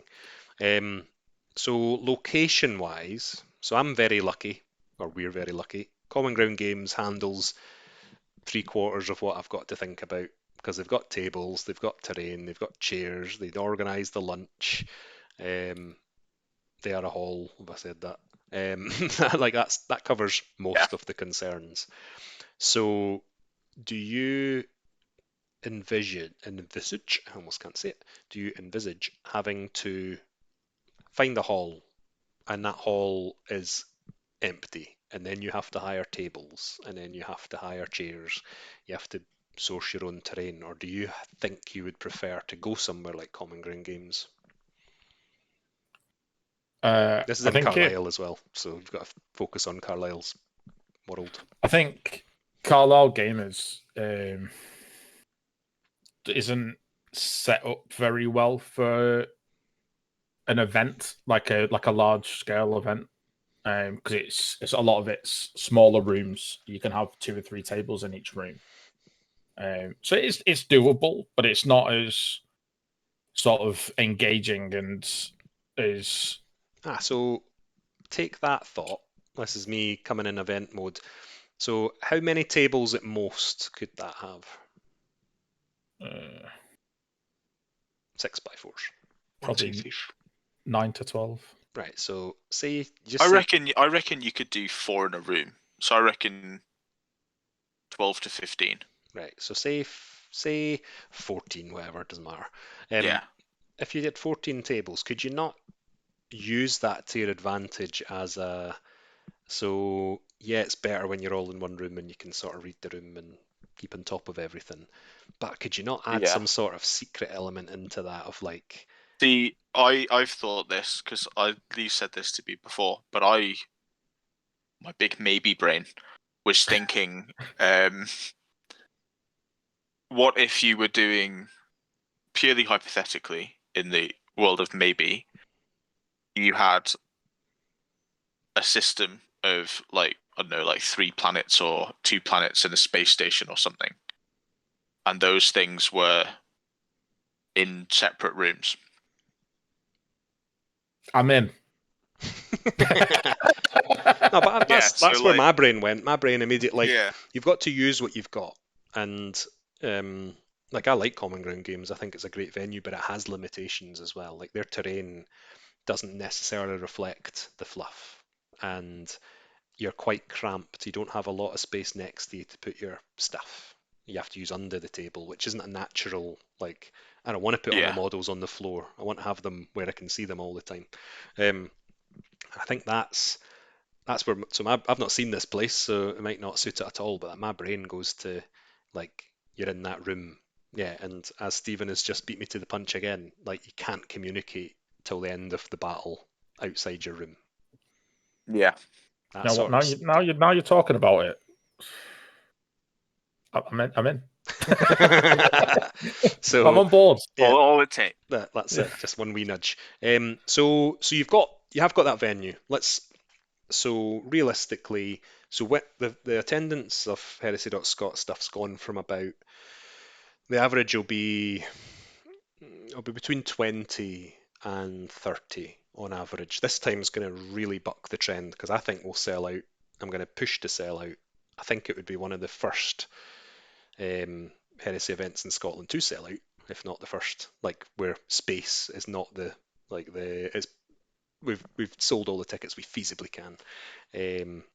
So that's what I want to do. But 12 tables, 24 players would be exceptional for a first event or for an event.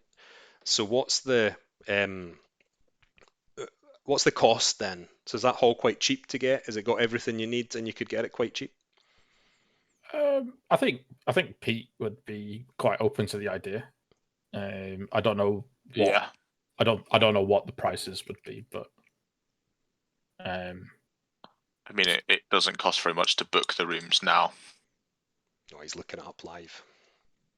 I think it's currently it's £5 entry. I think is their standard entry fee. And is this like a hall that is like privately owned or?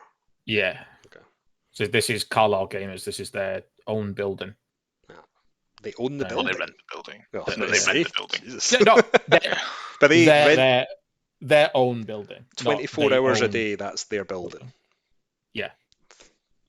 I was about to swear, but I don't know why I didn't, because it's not like I haven't sworn in the stream already. That's pretty cool. I'm impressed with that. So they've got enough terrain. They've got like that venue would be your number one choice. In an ideal world, yes. Yeah. Because I don't know what the alternative would be. So I've looked into different halls because we when we started planning Istvan 5, which we wanted to do, it would have been this year, but it wasn't going to happen.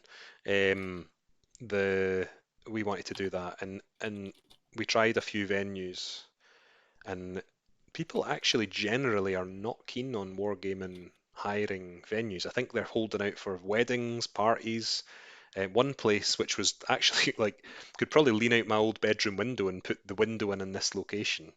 That they said no because they'd just redone their floor in the hall, and I was like, well, I'll tell everyone to bring a change of shoes if you want, and they were like, no. I'm like, Wear well, some slippers. just say no then. Like, it's very strange that we've got this. I would have thought we were a reliable and easy to fleece group to rent to. I don't know what the flaw is in wargaming. I don't really see the why you wouldn't want because we're not running about and we're not scuffing a brand new basketball court. We're just walking on it with normal shoes. And if you want us to wear fancy covers over our shoes, I'll buy them because they'll probably cost about a penny each. Oh man, I mean that really throws my Heresy / roller derby plan into the. Yeah, the breakdancing round is cancelled. Yeah, that's out. But maybe. Yeah. I mean, Heresy I suppose the CrossFit. We need it, but we're not doing it. Suppose the sort of alternative that we here at the franchise of Heresy.Scot North England edition, obviously as a teacher, I do have access to the school hall and stuff, and the business manager loves renting out the school hall. Loves it. Comes with tables, comes with chairs. Like that would be the alternative, but that's in deepest, darkest West Cumbria, which is even further. And you get robbed. Sorry? We get robbed if we go to there. Cars will be set on fire. Robbed. I mean, it's a possibility. West Cumbria is the Wild West. But yeah, then that's sort of where we start running into more logistical problems. So I think, the gaming club would be ideal. Okay, so hypothetically, we'll go for that temporarily. We'll put that. Yeah. I'm typing up your answers, by the way. So he's going to send us this document at the end of it. Oh yeah, run that. After I edit it to do what I want it to do. So now you've done it. So you've got the kitchen in there, have they? No, they have appliances. Kitchen. Yeah. So they've got like a microwave or whatever. They've got a microwave and kettle and stuff like that. So and a little sort of tuck shop type situation. You don't have to then. It's bring your own lunch. That's your only option then, I assume. We can order. Well, usually we can order food there. So if you want ordered pizza or whatever, yeah, there's just another brilliant idea. But you wouldn't do like, microwave a can of soup for you for £2. No. But also there's a large amount of pubs. It's Carlisle Gamers is right in the centre of the town. Okay. So interestingly, I have a bad experience of doing things like that where you let people leave, because we ran an apocalypse game, and we had people do that, and it was quite far away to walk into town, to be fair, but there was a wee shop nearby, and it was well overran with lunch. We said to everyone be back in an hour, and it was like an hour and a half and longer for some people, just because they didn't really understand the urgency of the day. So keeping people in one place is definitely better, in my opinion, rather than letting people trade. This is another working for a school advantage is dinner ladies available canteen, for hire. Is top work, Angie. If you're listening, big fan.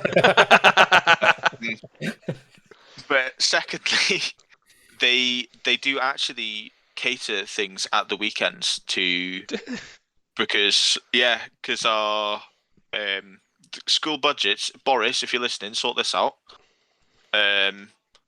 Are stretched so thin that our canteen caters events at the weekends. So, I mean, it's nothing super impressive, but they do like sandwiches and stuff like that. My mum also makes a real good sandwich.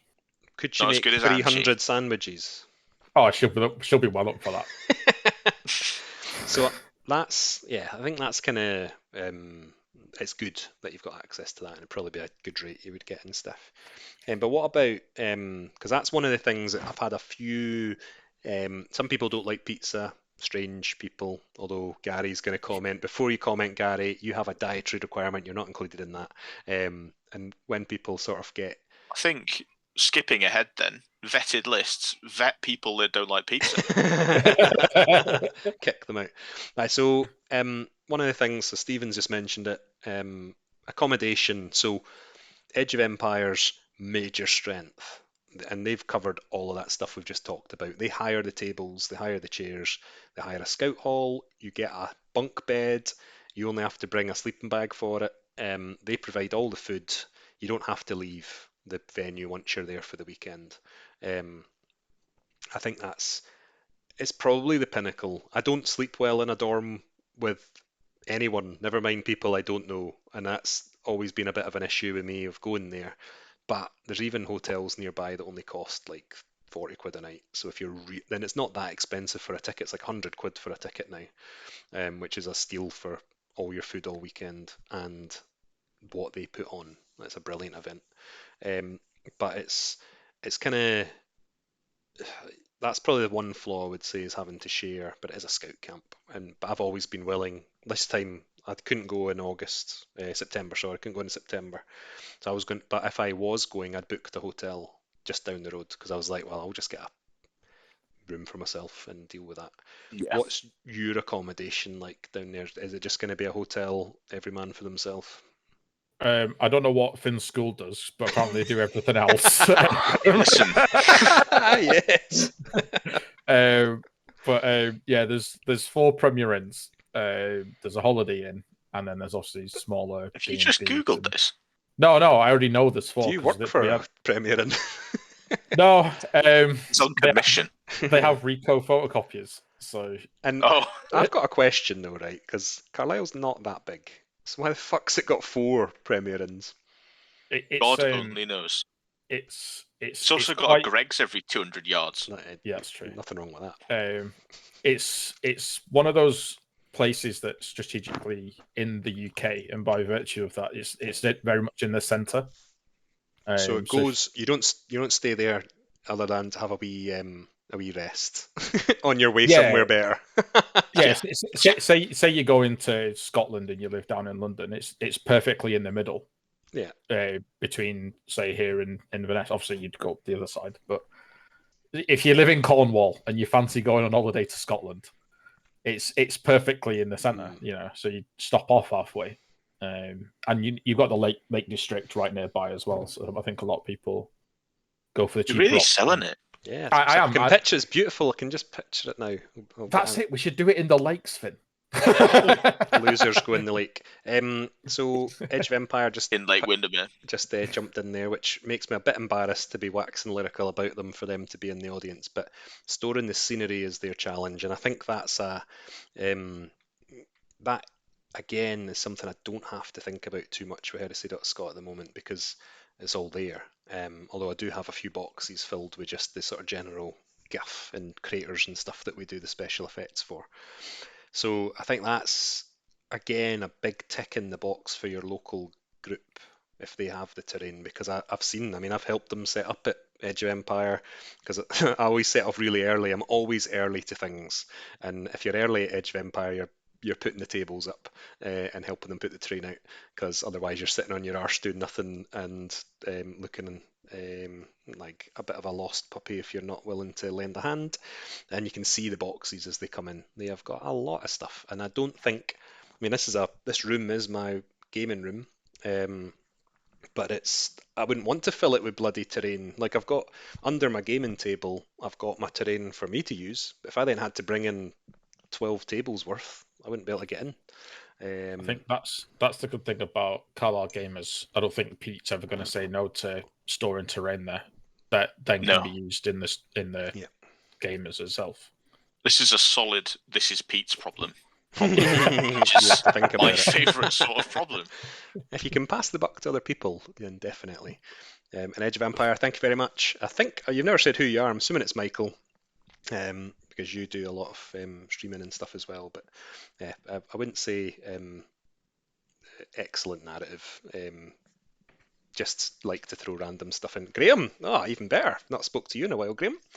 And yeah, that's. We'll get to the missions when we cover that, but it's hopefully what Heresy.Scot's known for.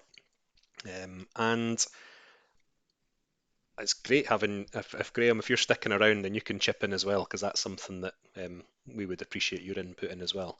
So when we go through lists, so I run very much bring what you want. There's been calls for banning, I don't know if he's still here, and I'll butcher it if I say Yutari Onzo, I don't know if that is how it's pronounced. You've mentioned Knights. There's been calls in the past to ban Knights at Heresy.Scot events. There's been people who feel that special characters could be more limited, that you could vet the lists better. And I resist all of those because I don't think, as an event organizer, I should have to make that decision for people. I think it should be people understand the tone of the event, what they're bringing, and actually,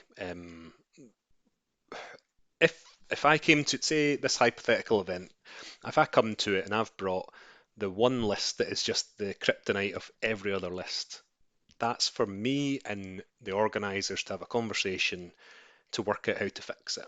And if that means I don't use my double turbo laser warhound that no one could have predicted will be killing everyone, and I forget to use that in that game, or if that means that you tone down the strength of my solar auxilia las rifles for some reason, then I think that's fair.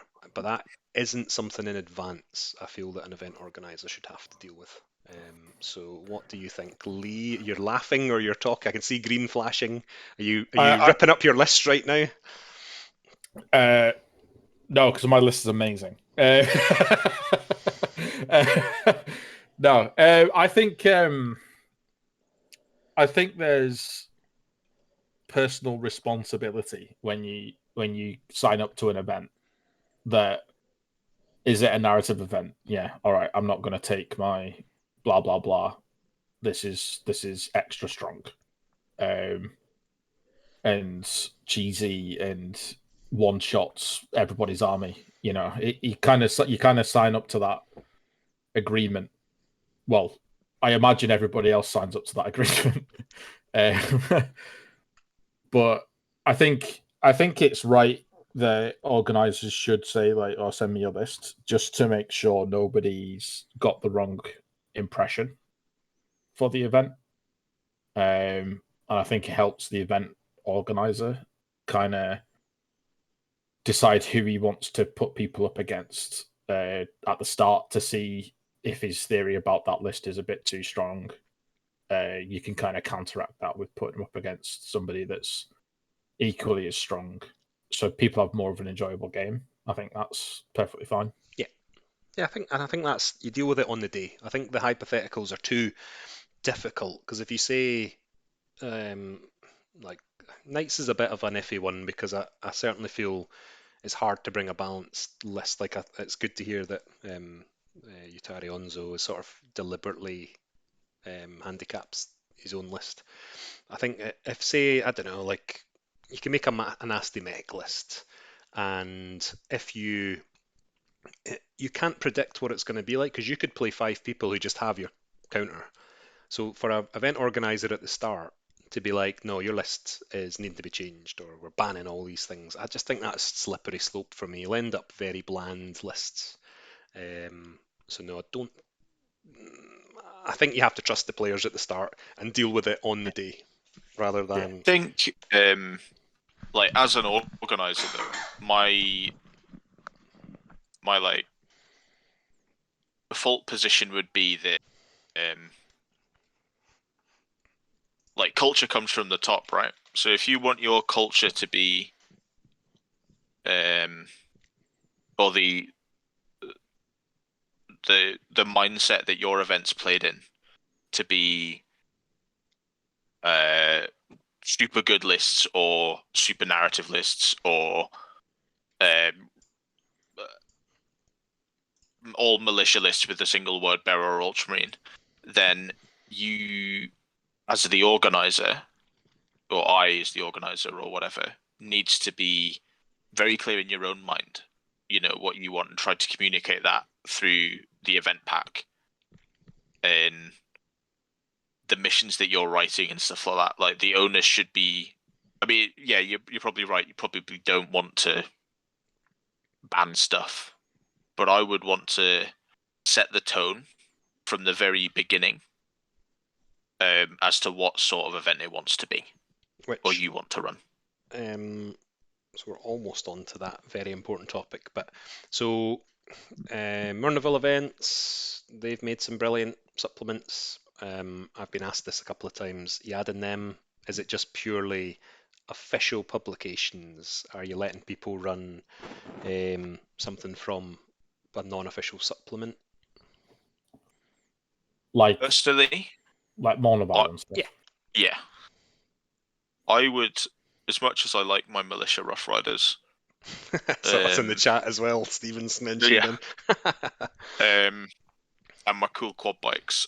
I personally would say, nah, just because I hate playing games and there's like that horrible gotcha moment because you don't quite know what something does. Or like you misunderstand something. And it's like I hate being either doing that to someone or having it done to me. So I would say keep it to the official stuff, just because then there's no like it's not someone being like, oh, I didn't know that existed. You know, like everyone can read the red book. You know, like people know where to go for that information. Whereas the Monoval third-party homemade stuff is a little bit more. You've just killed this for Lee. He's gone very quiet. Are you out now? That's you giving up. You don't want to run this event now. He's gone. He's actually sacked off the call. Lee? Hey, no, I'm here. Oh, I didn't hear you. What do you think about that? Oh, if he appears behind you, I'll shout, Finn, if he's got a knife and he's about to like. I'm going to bed. I don't agree. No, no. I agree, and I think it's yeah, kind of like Edge of the Empire said. It's kind of on the fence, if that's what I think he's talking about still. But kind of on the fence, sort of. If you provide the information, like if you put the link of that into your mission pack or whatever, your event pack, you know. But then there's also like, I agree with Finn completely that someone brings blah blah blah that all of a sudden whips out a vortex bomb. Yeah, you know what I mean? And just just whips a vortex out their back pocket, and then you're like, whoa, hold on. Where did that come from? And that's what I've been reluctant. I think it might happen. I might do a sort of test event because of how the narrative's going on the current Turn of Smaug events. Like I might allow Murnaville ones in the final sort of couple of events for that arc, but with the clear guidance that it's not like permission forever. Like this is a couple of planets where perhaps heavy destroyers or something like that would actually have been flung in because it's the sort of this is the end of times. But I'm there's something about it. I really like them. I think some of the units are really nice. I think the ideas are cool. I think in particular it benefits armies like the Solar Auxilia and Militia. But how many of them do you see day to day? I think that sort of it would be like saying, Finn, you can use that really nice Rough Rider unit, but then every single person brings heavy destroyers on the other armies. And you're like, okay, well, that's not really what we were hoping for, because they are a cool unit, and of course people are going to do that. Edge of Empire said, I think they were talking about the previous thing about dealing with stuff on the day rather than vetting the lists, but I really like that instead of typing meta, they type meets. There's a difference in the metas across the countries, what Grail meant to type, but he typed meets. There's a vast difference in the meets. I wish it was called that instead, because that's much better. But yeah, I think he's right. I think so we found at Heresy.Scot events, there's a very heavy Spartan with heavy unit inside, and maybe the Primarch or your Praetor. And that was before they stopped Primus Medicae's helping Primarchs as well. And I don't know, there's something about, like, it's like I've talked about this before. I went to the doubles event at Warhammer World, and out of my 5 games, 3 of them had Perturabo and Magnus, and the 4th one was Thousand Sons and Iron Warriors without them. And like, it's boring. Like, after a while of seeing the same meta, it's really dull. And I know why, because Spartans are amazing. Like, they get your guys where you want them to go. They've got 4 shots that are very high strength and are good at popping things open for the people that are inside your tank. And they're not that expensive. And they have a great transport capacity. So, of course, they're going to be in most people's lists. But, yeah, it's a bit of a struggle, I think, when it's your 3rd or 4th game at an event and you're playing a variation of 10 Terminators plus Praetor plus maybe Primarch inside a Spartan with a flare shield. So that's one of the struggles, I think, which might chaplains to taste. So I think that's, again though, I think you have to let people do it. I wouldn't want to be trying to be like, Spartans cost an extra 40 points at Heresy.Scot events, because it's just, I want to play the game, and I want people to play the game. I don't want it to be Kieran Hammer. I want it to be the actual game. Yeah. So if you agree with that, I'm putting this little note in. So no amended rules. And then the thing that we didn't talk about at the start, but I did add it in at this point, and most people are going to say narrative to this. But before you jump in with narrative, I think there's a place for tournaments in Heresy, just not at anything I'm interested in, because I wouldn't go to a tournament. But I've been to Throne of Skulls at Heresy stuff and hated it. But there is room for Throne of Skulls in Heresy stuff. I'm fully expecting you to say it's a narrative event you've got in your head, but is it, and why? So I got on my soapbox with Lee the other day. So brace yourself, world. Here it comes. Oh my god! I'll kick him off I'll kick him off the thing if he gets too controversial. Heresy events. I think there's a lot of events that I personally have been to at Warhammer World and some others that are narrative. They are not narrative. They are tournaments. They are in disguise. They are not narrative events. Like, I don't care if you tell me that your system's called the blah blah blah boring tournament with different hat on system, and you've got 4 lines of text at the start of the event and 4 lines at the end. That is not narrative. Finn, right? I feel personally attacked by this. No, I like your events. I'll send you a refund. I like them because I like all the bits in between the missions where, like, stuff changes and, like, stuff I'm doing game to game, losing horribly, affects something. And I like that it's game by game by game. And, like, the maps with the stickers and stuff, I think it's great. I like seeing that. That's narrative. Something's happening. You also noticed that I called all of the missions after Rabbie Burns' poems. You're the only person that noticed it. It's because I'm an English teacher, but that's fine. Yeah, like, that's a narrative, right? Like, things are happening as a consequence to what I'm doing. Whereas I've been to events where, like, you know, you play 5 games and then there's, like, a little paragraph at the end that's like a total afterthought. And to me, that's not a narrative event. you turn it up to play some games. You're gonna win some, you're gonna lose some. You go home. Maybe they print out an A4 sheet of paper with like a scoreboard on. Do you fix that with your sort of way of scoring winning and stuff though? So most like Warhammer World have moved massively into painting and sportsmanship matters equally, if not more, than your win-loss ratio. So are you saying that is? Maybe it's because I lose a lot of games, but I don't really care about winning and losing. I want to see something change, whether it's a map with stickers on or a 2-minute like piece of fluff that you've done at your events that you've read out and then put on Facebook and stuff afterwards. That is a result of my game.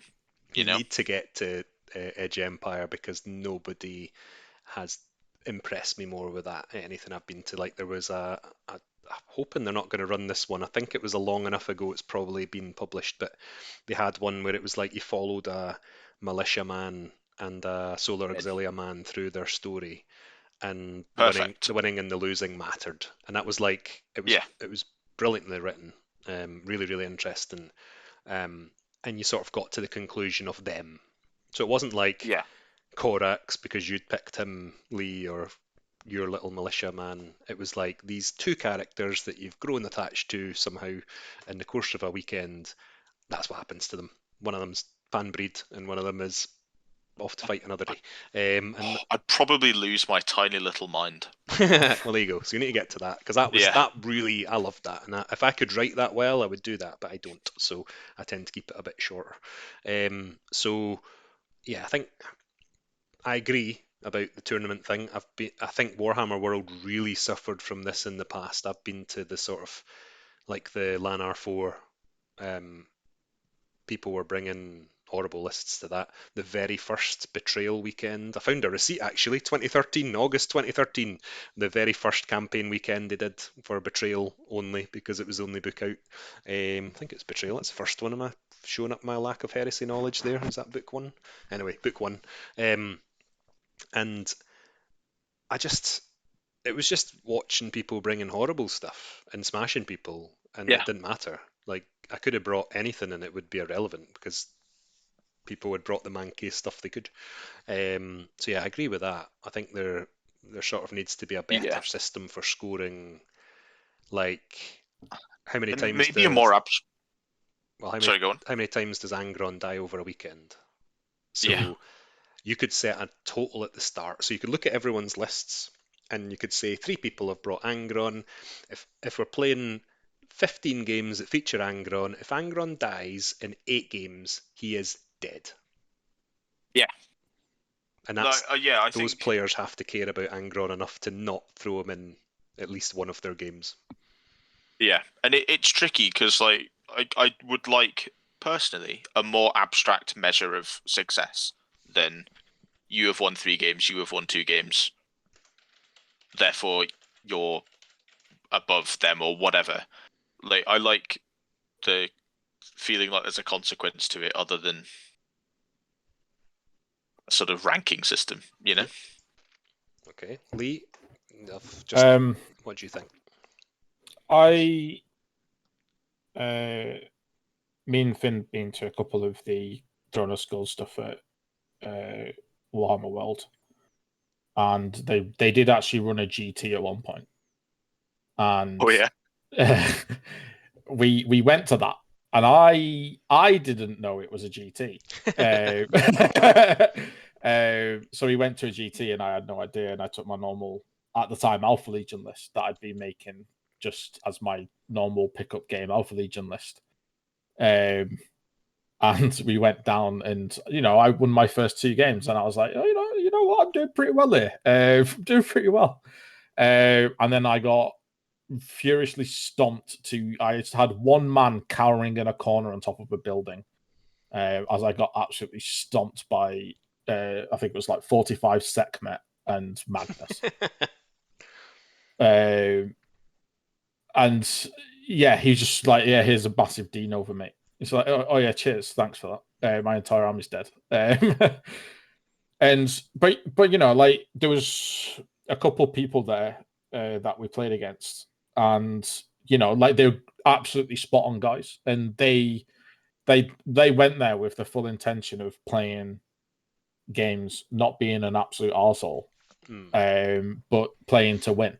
You know, Yeah, I think and that's fair. I think there's a good crossover that you can have in there, but I think there's the couple of events we've been to as well, like Finn said, where they are masquerading as narrative events. Yeah.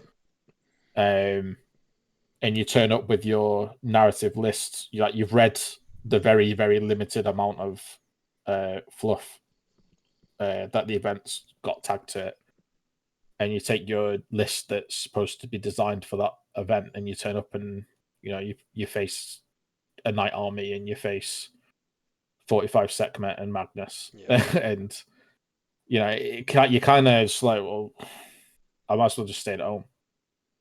I think it's quite demoralizing. Like, I think that's the right. You've basically hit the nail on the head about how you feel about. You put your army down, you see what that person has, and I kind of like that you've acknowledged that. So they've gone now. Graham's gone, but at the last Edge of Empire event I went to, I played a guy who he had a weird nickname. I knew it. I had it on the tip of my tongue. But like, it was basically like win at all costs something. And he demolished me. I've never been picked apart in a game so effectively. I'd brought my World Eaters. They had to charge. Angron was in there. I had to leap across the board, and I got hosed. And he was perfectly nice about it, and he explained why he was doing stuff and what he was doing it for, and it was clear his mind, that was what was fun for him. And if to use another D&D allegory, which will bore people who don't play D&D, you get people who play D&D and they just pick things because they sound cool and it's fun for them. And you get people that play D&D who min-max their characters and make them amazing, and they have massive, massive strengths, and they have one flaw, and that one flaw might kill them one day, but in every other situation, they are invincible and going to deal out shitloads of damage. And that was what it was like playing him, because I just bring fun stuff. Like, I'll just take this list because it's Angel's Wrath, and Angron's called the Red Angel, so let's do it. And he just demolished me. He deliberately baited Angron into certain positions to ignore him, just made him walk about all game, didn't do anything. Incredibly boring for me. Great for him because he picked me apart. But it just felt like it wasn't worth even. Like, I wish I'd had a time machine, because I would go back in time to myself and say, don't put your models out because you're not going to do anything. You probably kill about 3 models this game. Just shake his hand and tell him well done, and you could be an hour up the road and you would save yourself the bother, because it was the last game of the weekend, I think. And it sort of just didn't really. It just kind of was like the antithesis to what I play for, because we find up here, and Richard, if he was here, would be blushing, is very good at when he's smashing you, he starts to like forget to do stuff. And if you've got that skill to be able to, like, oh, I forgot to shoot my 10 las cannons. Oh well, it's your turn. You've started moving. I'm the sort of player that'll be like, no, go back and bloody shoot those 10 las cannons. I've not done anything yet. And he's like, no, it's fine. It's your turn. And I totally respect that in a player who, they've done the maths. They've probably won. And now's the time to not, like, crush their opponent's spirit so they'll never play a game of Heresy again. Whereas this person, perfectly nice guy, probably wanted to score maximum points for the weekend.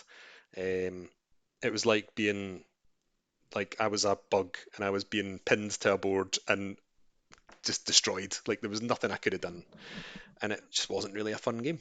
And I think that's where, like, the GT, the other stuff like Throne of Skulls, people just, they completely forget what it's like on your side of the table because they don't care, and that's why I prefer narrative. For me, I come from playing 40k and playing very, very competitively. I used to go to tournaments a lot, like actual competitive tournaments a lot, and I never really played narratively. Like, my armies generally were like themed around something, but they were never I was never like I never picked a completely themed army towards like a certain sector of a fight or something. It was always like I'm going to play Eldar Samhan, so everyone's on jet bikes and skimmers. It was more of that sort of theme. It was the very basic sense of a themed army. But I used to like the only way I used to play was I've had a good game if I've absolutely stomped you into the ground. Like if I've beat you, I've had a good game. Like that's I'd like to think I was never an absolute arsehole. And like me having fun and you having fun was definitely up there on my list, because why would you play a game if you weren't gonna have fun? Like the idea is two people play a game, one person wins, and for me it was always well, I want to win. And then I started playing Heresy with Finn. Finn got me into Heresy. What'd you go and do that for? And I started playing, and Finn was saying like he loves the idea of the narrative stuff, and I then my Raven Guard became this narrative theme about small recon squads going and picking out airstrike targets. So it became very themed around that and made the list to perfectly represent that. And started playing more narrative like way, essentially. And I found I enjoyed the game much, much more than just turning up and trying to kick your dick in. So I knew it'd be a hard ask to try and convince people that they could put on a tournament. I definitely think there is an appetite. I can picture them. I'm not going to name names because it's not fair. They're not here to defend themselves. But I can picture people I've met at Warhammer events, and they're big celebrities, let's call them, and they would definitely suit that tournament better than a narrative event, because it just suits that style of the lists they bring. Won't name names because it'll get me in trouble. So that's that. I'm not surprised you've said narrative at all. Part of me almost part of me almost wants someone to just sort of like step up and just do it, like an actual Heresy tournament, just because then there's you have a narrative setting, a tournament setting, and you can you don't have to have those games against Whackman. Well, that's what I mean. So So if we set up, so Heresy.Scot puts on a tournament and just puts no effort into organising it, but we just host it somewhere. We'll do one in Glasgow, and we'll do one in Manchester, and we'll just we can organise it in about 10 minutes. We'll just quickly throw it all together, and then the rest of the UK gets the benefit from narrative. And you charge 5% more because of the price of failure. 5% more than that. Actually, what you do is the person that wins doesn't have to pay anything, but the person that comes last has to pay $3,000. Might be that we could do it in the later stage. The loser gets chucked in Windermere with their army. Yes. Yeah, insufficient Leviathans with phosphex discharges. Yeah, get in old water. A scaled event where you decide how much you pay based on your placing would be very good. But anyway, so narrative, I'm fine with that. I think that makes sense. Just to throw something in there as well. Narrative events as well, where the victory points get totted up at the end, is completely pointless. Especially if then at the end of that they then offer us some sort of reward. Just go and jump in the bin. There shouldn't be a reward. What do you mean? Right, so because I do this, so I'm gonna try and no. You don't offer a reward. You offer this person's done this, or they're amazing. Get a certificate if you're on the winning faction. That's cool. You got a piece of paper. Mine's right there. Again, I'm meant to be helping you guys with this dream of setting up an event, not slagging off Heresy.Scot, Lee. Come on. I'm talking about an individual person that's won all their games. Yeah, well, you don't get in for that. And you get them a prize, right? No. No, not you. I'm saying there are events out there that do that, and you can't be a narrative event if you're offering a prize to the person that wins. Because it encourages you to be It encourages you to be an arsehole. Yeah. Okay. And there's Stephen says, get the WWF belt. That'd be great. Yeah, so I agree with that. I think I think I've even put prizes, so we'll come to that when it comes to it. But so carrying on this trend, this has been good. So we have overran. I don't mind that because this is stuff that I quite like talking about anyway. So tough for everyone. I'm not forcing you to stay. You can always just run away if you want to. So what about how tough are you on at an event? How tough do you like to be on proxies and painted stuff? I hate proxies with a deep and burning passion. Proxies are for deciding if you want to buy it or not. No proxies. No, so I personally, if I'm thinking about the event I want to run, would say no proxies. Everything has to be WYSIWYG for 2 reasons. The first one being, I went to the trouble of doing it. You all should too. Yeah. Secondly, I have quite severe ADHD, and like even into my late 20s, I'm like there are still things I struggle with, and it's the same as the gotcha thing.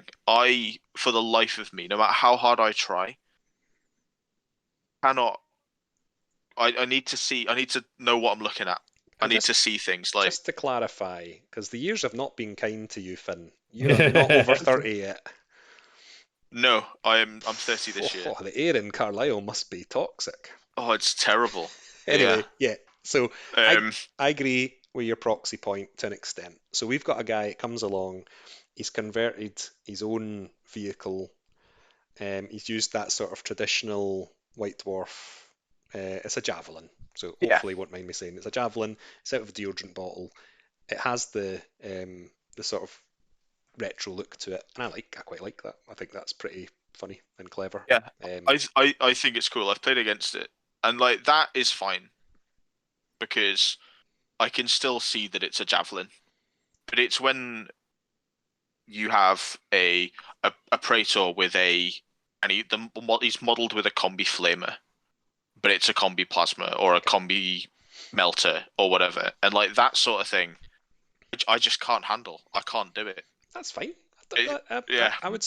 Proxy is not like so. That I agree is not a good idea because, like, I've always felt, and I've seen it done. I've seen it done in a game up here, and it really annoyed me. Like someone went to charge something, and they were armed with like melters or something, and they were like didn't realize it was flamers, so they got like the D3 mega hit, and it ended up killing the charge. And I think you've got a duty in that situation to say, remind that person constantly to the point where they're like, please stop telling me that these are flamers because you're pissing me off now.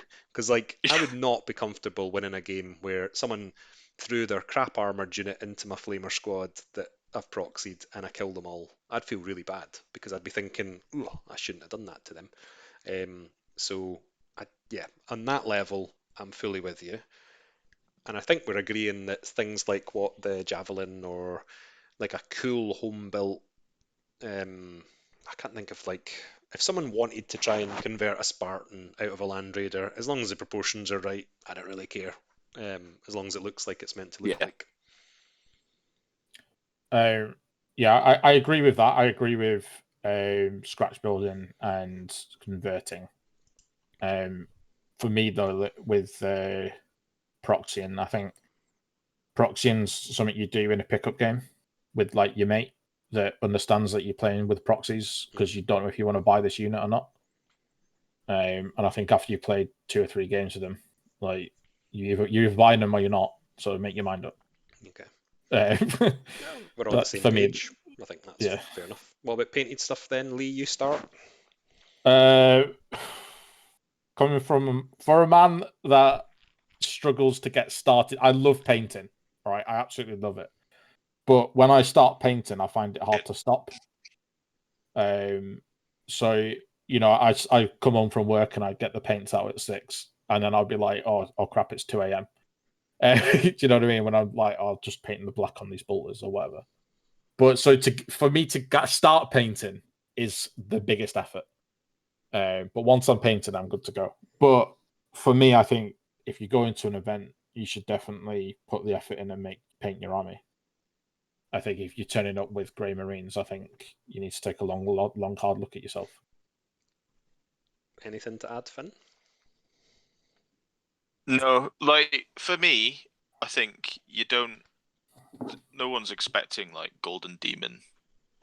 You know, like no one's expecting, at least reasonably, no sane person is expecting it to be like beautiful, perfect blends of a non-metallic metal and all that shite. Like, but you do owe it to the person you're playing against to put the effort in to apply paint to model. Yeah, I think that's fair. And that's how I prefer that way. Oh, wait a minute. Kieran Space Wolf, shut up, Stephen. I don't take my Space Wolves to any events, I'll have you know. And Yutari Onzo there saying about sort of a kind of similar vein, Magic the Gathering proxies are fine to practice something, but when it comes to the real deal, you should kind of bring it out. I think Heresy.Scot, I've struggled with this a bit because like there's a local player here who he just didn't have the time. And it's a weak excuse. I think time is a weak excuse if you take the pandemic, for example. Like if anyone turns up in November without painted having an unpainted army, this event's been postponed like 3 times. So if you're not ready, I don't really have any sympathy. Yeah. I think as an event organizer, it's really difficult. There's a difference between sort of like if I'm playing you, I'd be saying bring your painted stuff. And if you turned up without painted stuff, I'd probably be like, I'm annoyed, but we'll play. At an event, you can't really turn someone away. Like everyone's paid their 40 quid. So if you then like on the day, Saturday morning, everyone gets their army out, and I'm like, half that stuff's not painted either. Put it away or leave. It's not a comfortable place to be. And no. People have reasons not to do stuff. And it's fun enough. So it's been hinted at a few times. We are up here looking to do some sort of like event up in Inverness, and it will involve Titans. And my solution for this problem, because it would be cool to have it all painted and look smart and take photos, is to have almost check-in dates. So at a certain date, everyone gets a message, have you done this stage yet? Get the replies. If anyone hasn't, they're cut from the event and they don't get charged. They just don't get to come. And then the same thing right about 3 weeks before the event, exact same thing. Have you finished painting it? If not, they get cut. You can't really do that for a Heresy.Scot one, like where we open it to everyone and sell tickets, because I don't think that's fair. This is a local thing for local people. Like it's not going to be a necessarily open ticket sale thing. It's also a lot of effort then if you have to go and check 40 people. Yeah, well, it's not going to be that. I'm not doing 40 people. Yeah. Like this is going to be like 6, so it's not going to be a big thing. But I don't. It's not. Again, there's a difference between how you are as me as Kieran Jones playing a game with Finn Schaefer. We're just having a muck about. Contrast that to Kieran Jones, Heresy.Scot event organizer. It's a lot more difficult on the day to be like, sorry mate, fuck off. You've not painted your stuff, because it's just not going to work. You've got to then balance all the games again. You've got to shuffle things again. It puts you in a horrible position. You should paint it, but whether people will or not is going to be very interesting. It's true. I suppose then like it kind of comes back to the culture of the event, right? Like the tone in which you wish to run it. So like for me, like locally, like I am proud of seeing like Elliot paint his Sisters of Silence. I am proud of him. He's gone and he's done it. And like I would rather it be a like, I mean I don't want it to be a patronizing pat on the head, but like I would genuinely am pleased for him and proud of him that he's gone and done it. And like I would rather have that positive interaction with him than a negative one. And that would somehow extend to like event organization, where like you want to reward the people that have put the time in and put the effort in, rather than penalise the people that haven't personally. And I think that's won't linger on this too much, I guess. That's where, like, I've tried various things. Like 2 events ago, we made it be like the opponent got a benefit if you weren't fully painted. And looking back, that was stupid, because someone should be able to. You shouldn't put it on the opponent to call that person out, because I would never do that. If I went to Warhammer World and played in a big tournament and the person had like bases with no models on it, I'd still be like, I'm not going to claim the benefit that they've said I'm going to get because I'm a nice guy and I want to win the sportsmanship award, so I'll just let you do what you want because I'm a nice person. Because it's just awkward. So we're trying to find ways that make it more.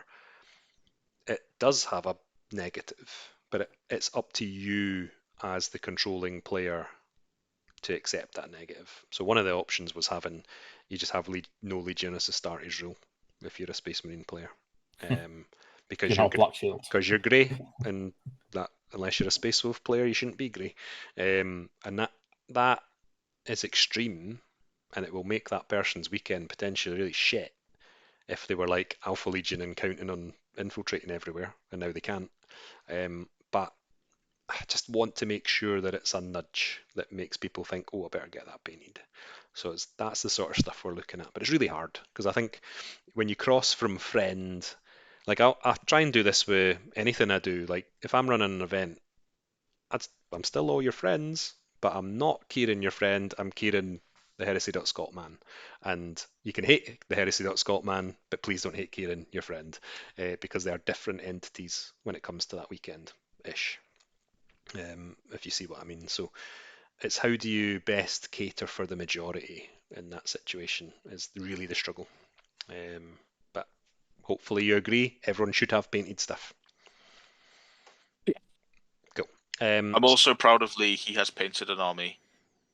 And he's going to be sulking through there, why isn't Lithin proud of me? I'm proud of you, Lee. I have had at least one fully painted army in my lifetime. All right. Well done. I'm proud of you.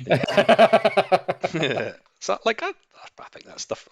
Maybe I'm getting to an old man now, but I quite like all that sort of like using words like proud and stuff like that for the hobby. I think it is important to give people that thumbs up when they need it. So, yeah, I'm proud of you too, Lee, for painting that Thunderhawk. Thank you. Right. So when it comes to getting your when you get to the games, you've obviously said you want them to link up. Do you prefer the sort of the Heresy.Scot style of we'll just make up a loosely Scottish sector and fight over it? Or do you like to get the book out and be like, let's fight in the Ultramar sector over this planet that exists? I like both. But I think running a event to everyone where you're not limiting legions and stuff, I think you run like a line between people that turn up and they want it to be exactly like the book, and then all of a sudden, bam, is some Thousand Sons that were never there. I think half your people are going to be like, well, they weren't there. Well, like, come on. And then you get the other people that are just there like, I'm here to play some cool games. And I think if you make up your own sector and your own system and your own planet or whatever, you've got a lot more freedom in people not worrying about what Legion turned up and where they were and what color scheme they were in and what marks of armor they had and what vehicles they had access to. And I think that's definitely probably a better environment for an open game, like open gaming narrative event, as opposed to like a very specific sector. Okay, Finn? Yeah, I think I'd agree. I think that the ISFAN 5 thing we're doing is great for like a one-off, little bit more casual, where you can sort of like do an alternative history of something that hasn't happened but is imaginary. But yeah, I think I would agree with Lee. For sort of open invitation, I would go with unestablished, untrodden ground. Yeah, I think that's interesting. That's much the same debate we had. So Istvan 5 is still something I'd love to run. But as soon as you get into that, you are having to drop the lists of people that you know who have certain armies that you would invite. Because it would be really difficult to run 100%, like put 20 tickets on sale, watch them all disappear, and not know who was coming. I think when you try and recreate something, you have to at least have a majority of people that you're aware of, so that you can make the game just a bit. You kind of know what to expect then. Like as an event organizer, having 100% people I didn't know, I'd be terrified of that because I wouldn't know what the hell I was getting into. So yeah, it's kind of interesting. We're all kind of on that wavelength there about when it's open and anyone can come, you're probably better having brand new made up territory to fight over. So I would agree with that. So what would you prefer then? Are you saying this event that we're hypothetically planning, is it a book one or is it a made up thing? I prefer open events, like open. It allows everyone to bring their favorite things, as opposed to limiting some people not being able to attend or stuff like that. I get it, like one-off events with like Istvan and stuff. Like, it's kind of it just hurts my soul a little bit if someone turned up with like Thousand Suns or Space Wolves. You know, it's kind of they weren't actually. Like in the grand scheme of things, it doesn't matter. Like it doesn't matter at all. The But gatekeeper. you know, it's just better if it is like more accurate. You know. Okay, no, that's fair enough. So Finn, you agreeing with that? Open season, made up. Yeah, and then also from like the hypothetical organizers who are maybe event, I want to have fun too, right? And like I personally, I think would have more fun coming up with my own stakes for this event, the parameters or whatever for the event to operate in, Okay. compared to being established. You know, so from my own selfish enjoyment perspective, I'd rather do that. That's part of the fun, part of the utter nightmare. Trying to write, I'm terrible at writing in past and future tense. So all the stories, like I have to get people to read it and be like, please deliberately point that out because I'm shocking at writing that. So if you notice that, it's just because I'm crap at it. So yeah, kind of like that. I think open is better for me because it also means you don't get some smart arse who'll be like, you've forgotten that some character was dead by then in the story and like someone's going to correct you, like stuff like that just annoys me. So totally agree with that. So when it comes to the game itself, how do you envision your preferred? Do you are you doing mixed types? So people are bringing Adeptus Titanicus, Battlefleet Heresy, Epic, Zone Mortalis forces, or are you sticking very basic, a points level standard Heresy? I think sticking to one game type for me would probably be easier for me, for my brain to get along with, rather than trying to juggle between a bunch of different rule sets. I think those types of games where you have like Titanicus and Battlefleet going on in the background is really cool, like in your local community. But then when you throw people that you've never met before into the mix, like it could become a real struggle. Okay. Anything for you, Finn? I think I would go with one game type in the context of Carlisle gamers and 3 different war zones in 3 different rooms. I could see how you could do like a Centurion room and then a city fight type thing and then a more open battlefield. So potentially maybe people do bring more different lists. So one of the things You know, I but struggle with and I've seen it at other events, is when they're like, you can bring this if you want, and I don't want, because I'm not. If we were traveling to an event from here, we'd probably have 3 people in a car plus armies plus stuff like clothes and all that sort of jazz. To then expect everyone to bring a second army, I find that a bit of a struggle, especially if it's a different game. And that's why I don't tend to want, like, I'm tempted, but I've not quite crossed that yet. And I think I also struggle with different points levels, because my 500 points Solar Auxilia list is going to be massively different to my 3,000 points or 4,000 points. And same with Yeah. Centurion, like my 500, 1,500 points, whatever. So say, well, 1,500 points is probably what you play at Centurion. My 1,500 point Solar Auxilia Centurion list with no tanks That'd be wild. is going to be insane. And then to then expect me to bring another list of tanks, I find that a drawback, because it would make me bring a different army. And that is where it starts to impact on the sort of overall enjoyment for me. That's why, again, try not to try and make it 1 points, in my opinion. But I'm not saying I'm wrong, necessarily right. But that's why I try and think, if I was going to an event, I'm not bringing shitloads of models, because if I have a car crash and they're all scattered all over the motorway, I'll not be impressed that I've lost like an entire force. So that's why I kind of try and not. But I like the 3-room idea. I think we're going to keep coming back to that. Not on this stream, because we've well overran, but definitely something that I'd like to pick up on more. So it's a weekend. How many games? 3, 4, 5 more? 5 plus.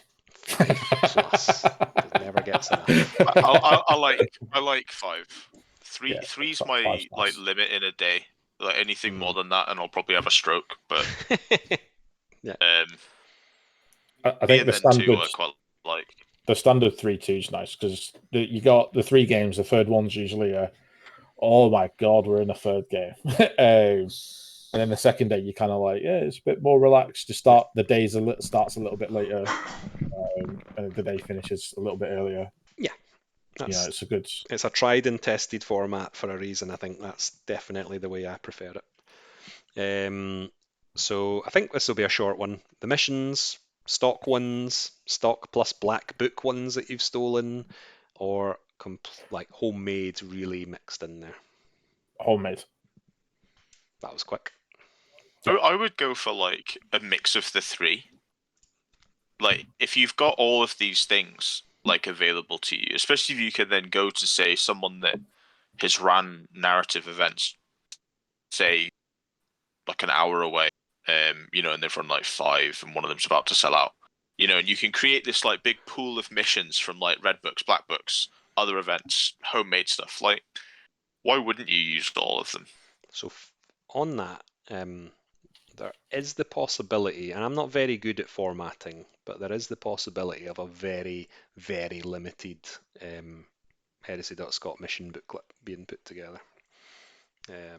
Because I agree, I think that we've been lucky, and I would say very lucky, in that the missions, the first couple had a few complaints from people who have never been back. So obviously, it'd be easy to write them off as saying they just didn't get it, and that's fine, and that's not the event for them. But equally, I do like to think that maybe there was something I did that didn't think about, and I need to be a bit more careful. But so far, touch this fake wood that's in front of me, the missions that we've written have been relatively well received, even the stupid ones. But I tend to do sort of 2 or 3 homemade ones, 1 stock one, and 1 black book ripoff. Is my sort of combo, because the black book ones are really good when you actually sit and like Firestorm from Betrayal is insane. That one will hopefully be at November, because it's one of the most sort of stupid missions you've got. You're dropping fire markers every turn on each other. That's just nice. So that one might make it, because me and Richard have played that a couple of times and it's crazy. So yeah, I think I also like the idea of sharing stuff. Like when I go to an event, if they give me a handout, I keep it. And I've got them all. I just went through them all yesterday because I was sorting out some of my papers that I've got in a horrible pile. Like I like to keep them because they give you ideas, or you can use them. Because the stock ones are shit. Like after a while, I'm fed up with them. War of Lies is still brilliant, but the other ones are a bit sort of like, oh please. So I'm not a big And we've fan of those. all played them a zillion times. So I don't like to rely on them too much at an event. And then on that, so we've tried various things at Heresy.Scot in terms of like other effects. So this planet makes your movement plus 3 inches because it's low gravity. This planet makes your, I don't know, dangerous terrain all the time, which would be brutal, but like something like that. Do you envision stuff like that, or do you prefer not to have to do a lot of bookkeeping when you're playing a game? I don't mind it as long as they're simple and it's uniform. Like you said, like give somebody +3 movement or whatever. Like it's uniform across everything, so it's easy to keep a track of. I think when you start introducing like tanks can move an extra 3 inches and infantry can move an extra 1 inch, but they can also get +1 to charge and re-roll their run. Like, you know what I mean? It's keep it simple, keep it sweet. Okay, and I think that's probably the feedback we get is that you can see we've tried like putting things on the table with all the extra effects that like there were stickers at the last one where you could like these are all the things you're getting. And eventually you can see people just lose the bits of paper or don't seem that enthused by it. And if you're on the receiving end of it, eventually you're like, fuck's sake, this person's got like every effect in the universe going for them. So I think there is a balance, definitely a bit of care needed there about how do you best, like one rule, and that's it. Don't have to worry about it. And if someone forgets it, it doesn't like make it weak enough that it doesn't really matter. Like if it was going to be something like all your guns are twin linked and +10 strength, then someone forgets it the entire game and gets hosed, then they're going to feel hard done by. But if it was something like +2 inch move, no one's going to give a shit.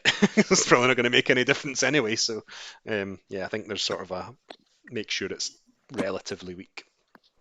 Okay, I'll put that on your wee feedback form. We've kind of talked about the winning and making sure that it's relevant, so we won't have to talk about that again.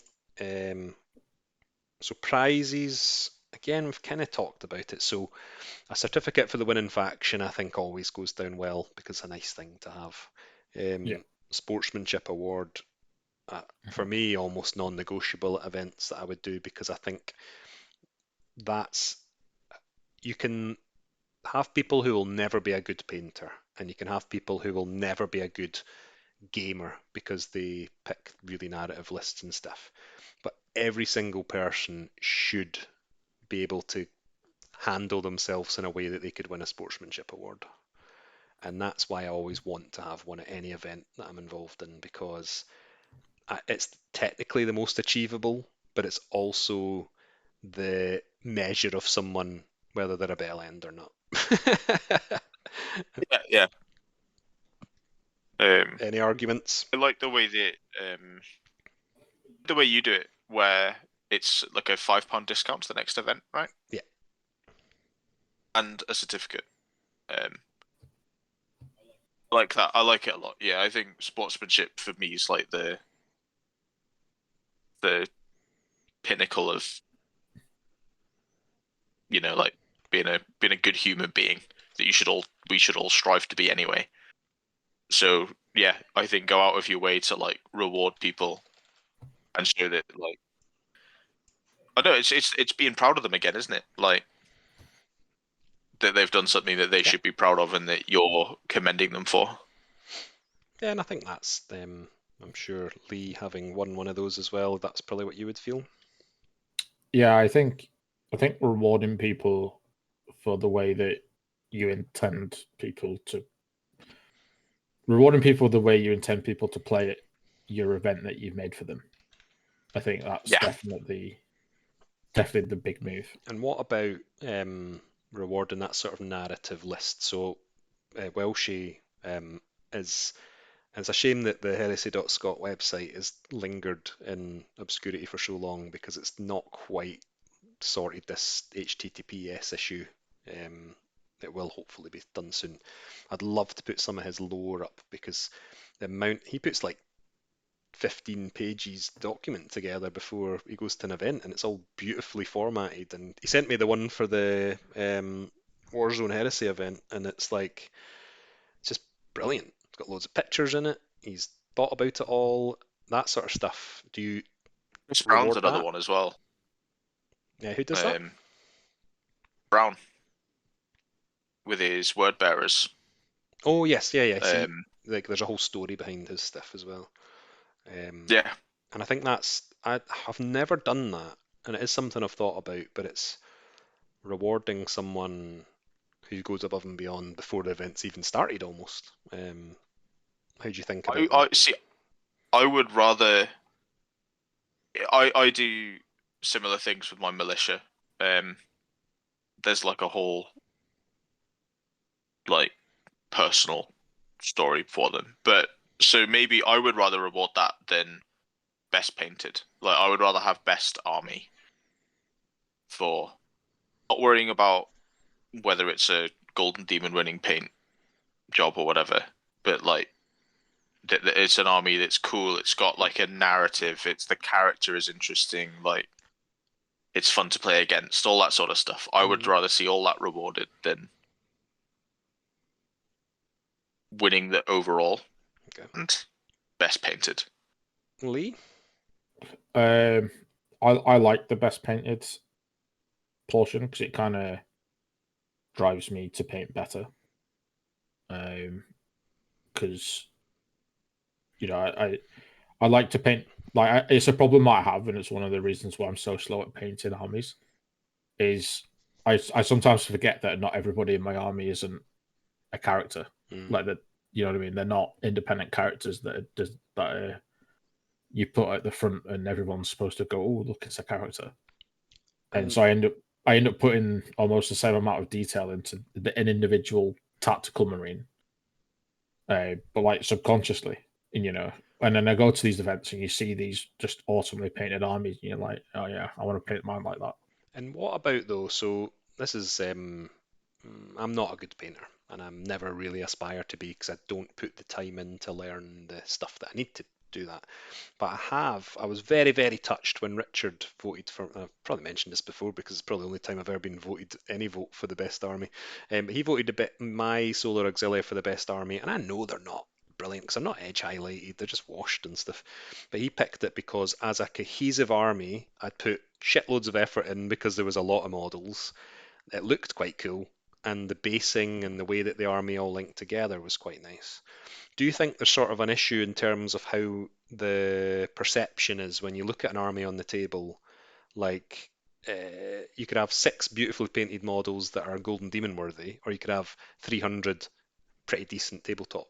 And instinctively, you're going to say the 6 is better because the person's got a beautiful unit or model. But is it fair to say that's the best painted? I see best painted and best army as two separate things. So for me, best army is how well thought out is the list?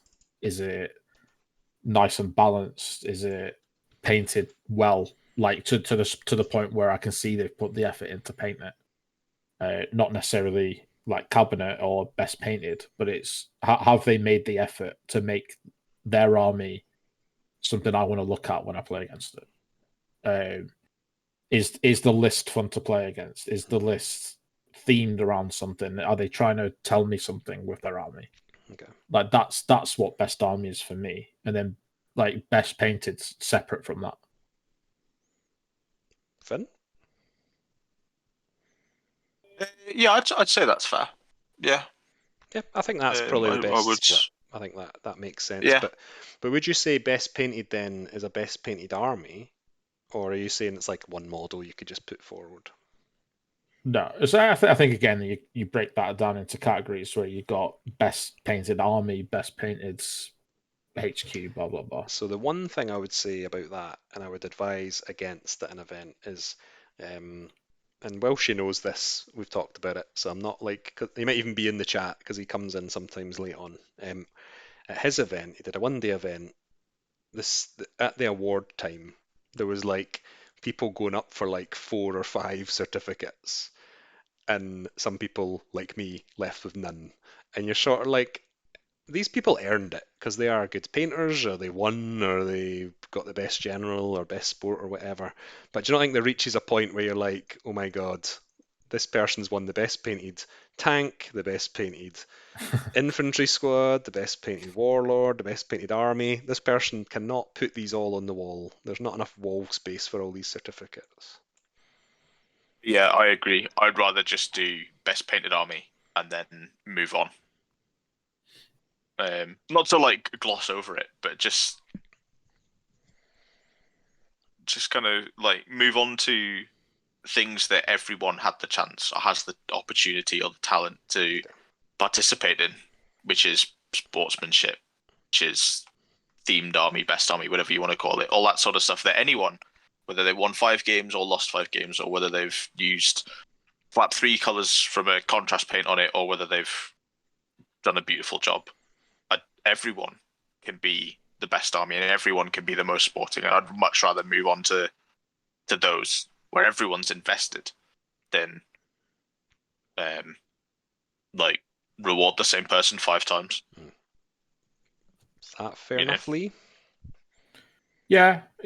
I like I'm not gonna say it's a bad idea. I prefer it when there's like different categories, because if someone's better at painting tanks or whatever, you know, they've got that opportunity. Could you do one entry? You only get to put one. Yeah, I mean that would be a really good compromise, I guess. Where you can either put your whole army in, or you could put your character in, or your tank in, or whatever. Yeah, I completely understand what you're saying though. Like when you go to, it's especially I don't know what the word is, but it's super common. Prevalent. You get that situation prevalent when you go to Warhammer World to their events, and it's the same if you go to multiple of those events. You tend to find the same 10 people are in the cabinet at the end of the day, and it's the same 2 or 3 people walking away with the certificates for like their best painted stuff, and it tends to be the same people. So you just kind of get. It's a bit demoralising. Well, not demoralised, just a bit boring.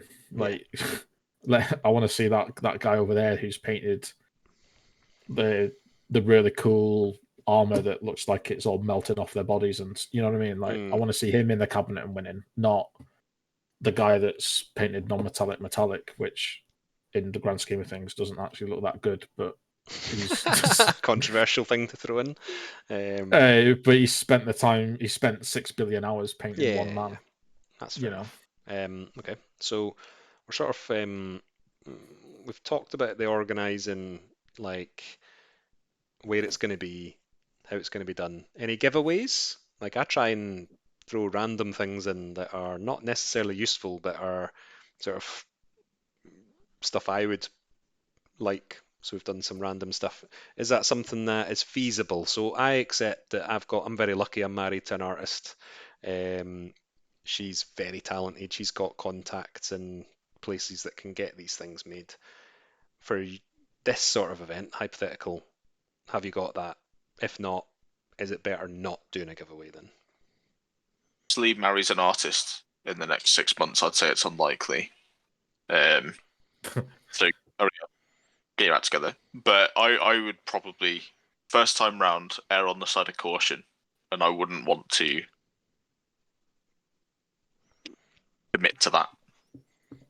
Essentially, that's an even less maybe than a maybe event. Okay. I think things like t-shirts is fine, but then you run into the problem of like I can paint a model, but I can't design a t-shirt. You know, and it's who do you then get to design the t-shirt, and are you going to be able to translate what you want on that t-shirt to the artist man? Yeah. or woman. And it wouldn't be worth necessarily the cost as well. Like, we do pay Rachel fairly, ask her what she wants, but I'm sure she gives us a discount, so it's not. Well, there you go. She's hey, Rachel, stop giving away our bloody secrets. Button badges there and we go. stickers are cheap, she says. There we go. Yeah, we can do badges, stickers. Oh, don't commit, Lee. Don't commit. She'll do it. She'll make them for you, but because it's not me running it, it'll be an extra £3 per thing. So sort of how I do it, and this is not really a top tip. This is just how my brain works. I think about the start to the end. So we've covered, say it's a Friday, people turn up on the Friday night, you meet them, hello, nice to see you. Saturday morning, they register, play their 3 games in the different rooms. You do that thing where you keep them like separate so they don't really get to interact how the day's going, because I think that is the selling point for this. They get their stickers and their buttons, they get their lunch, you go out for drinks, Sunday morning, hungover, few games, prizes we've decided, you've done all that, and people then fuck off home. How do you envision and like how do you deal on the day with issues? Are you naturally people that are able to be like negotiators? You're quite chill. Are you the sort of people that are less confrontational and would struggle with that? Because it is something I think about a lot at Heresy.Scot events.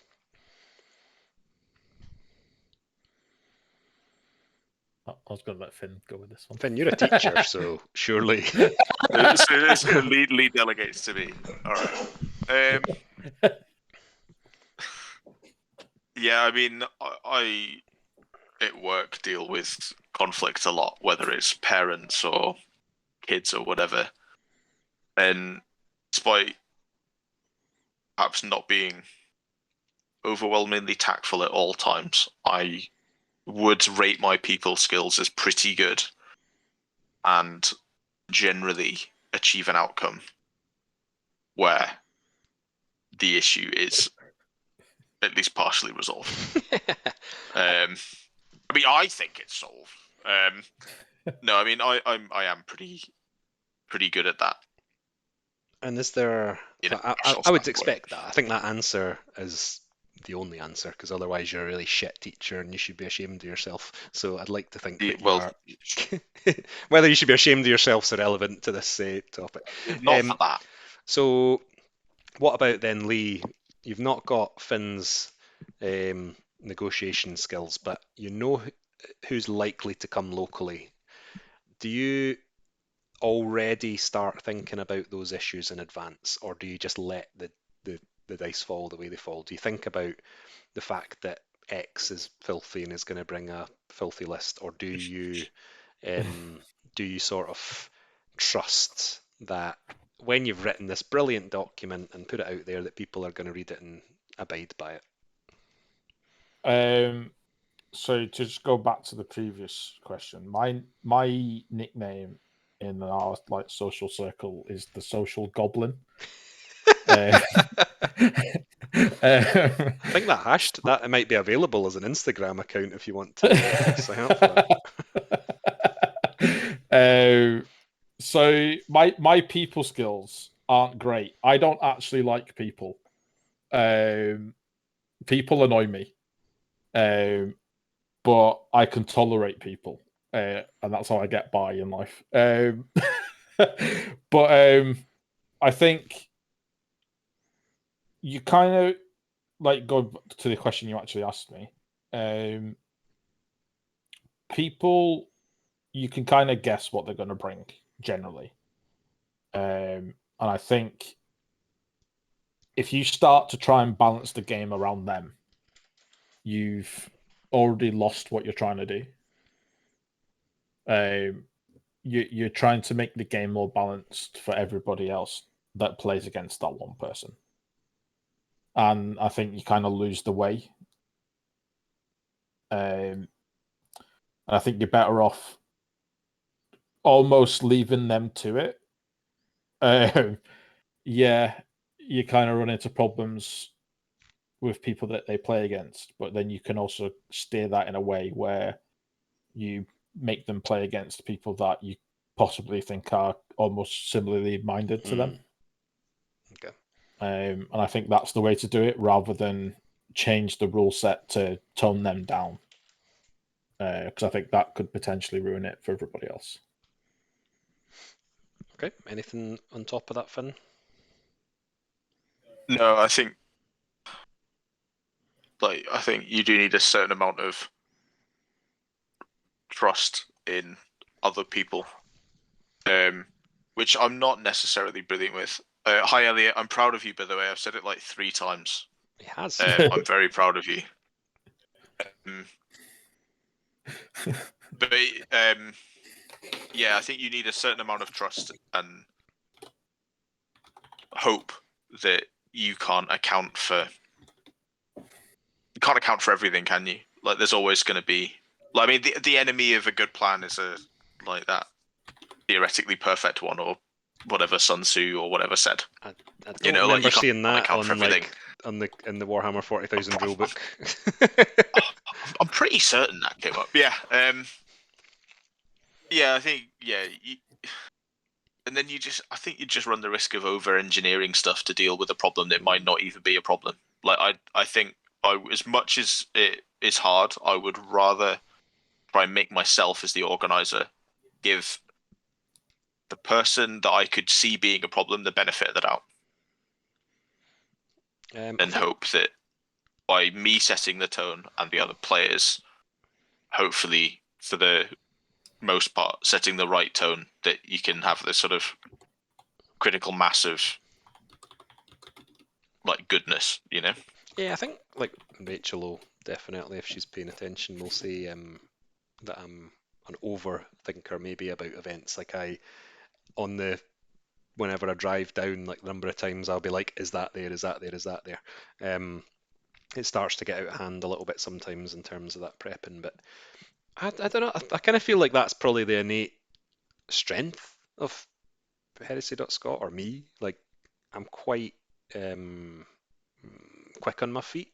If something is happening, try and resolve an issue quite quickly rather than let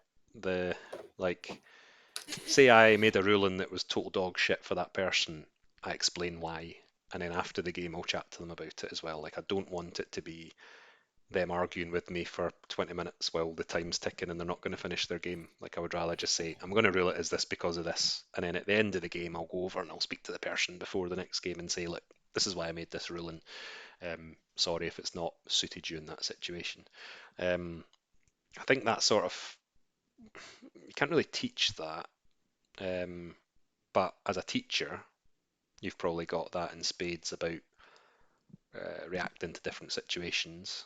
And Lee, as a social chameleon, as you've called yourself, you can just disappear into the background and let Finn deal with it. Yeah, Finn deals with all the annoying people. and I deal with all the cool people. That's fair enough. I think that's a good team dynamic we've got going on.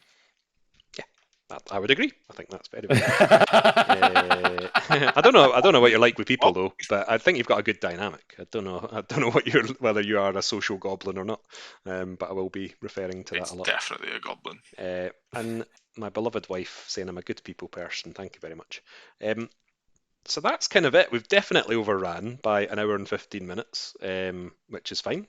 We'll still go on to the Discord if people are up for it and want to have a wee chat. I'll need sort of 5-10 minutes to go and get a tea or whatever. But I found that really useful. That document, I can see one of you, Anonymous Rhino, is following as I've been highlighting things on there. Yeah. And yeah, use that. Actually, you've kind of, you're one step further than I kind of anticipated, because at this point I was going to say, book that hall and I'll come down and run an event for you. But I don't actually think you need me, and I think the two of you could run that event yourself, and that would be brilliant. I'm obviously very, very happy to help run it, and I'm very, very happy to support you in any way I can.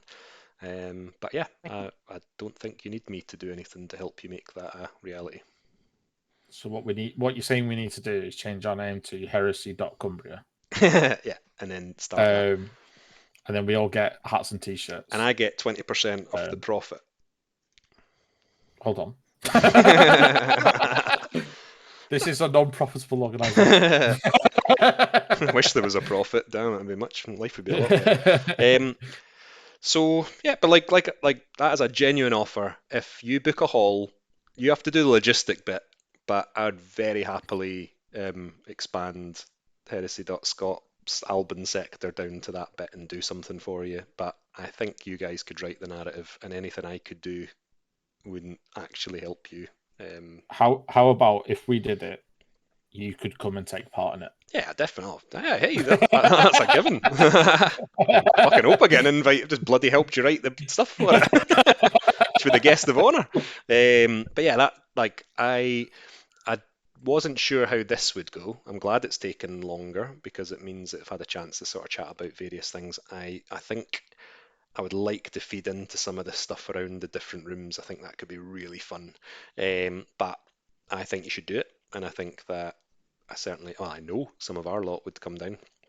It would be brilliant if you happen to pick dates that we can do. So that would be very exciting. So I think you should do it. Give it a go. If it's going to be cheaper hiring that hall, then you should do that, and that would be good. Rachel thinks it was a trick. No, it's not a trick. I just wanted to support, because like Finn has been to every event, and I think it's brilliant that if you're willing to come to our events, then we'll come to yours. Bloody heck, everyone's turned on me now, and this chat's just gone to shit. Fuck all of you. Yeah, so that would be good for just the future. I think it'd be a good idea to consider it. Do it next year. Man, this maybe is you've planted a real seed here. Gary will say something horrible when the chat catches up that probably say along the lines of me being like the puppet master. And these moments don't help dissuade that. But it isn't that hard. And I'll say anyone in the chat who's thought about it, it isn't that hard to run an event as long as you've got the community that's willing to come. And I'm touched that people do come to anything I want to run, because most of the time I'm panicking in the final days going, shit, I've not actually written any of the missions yet.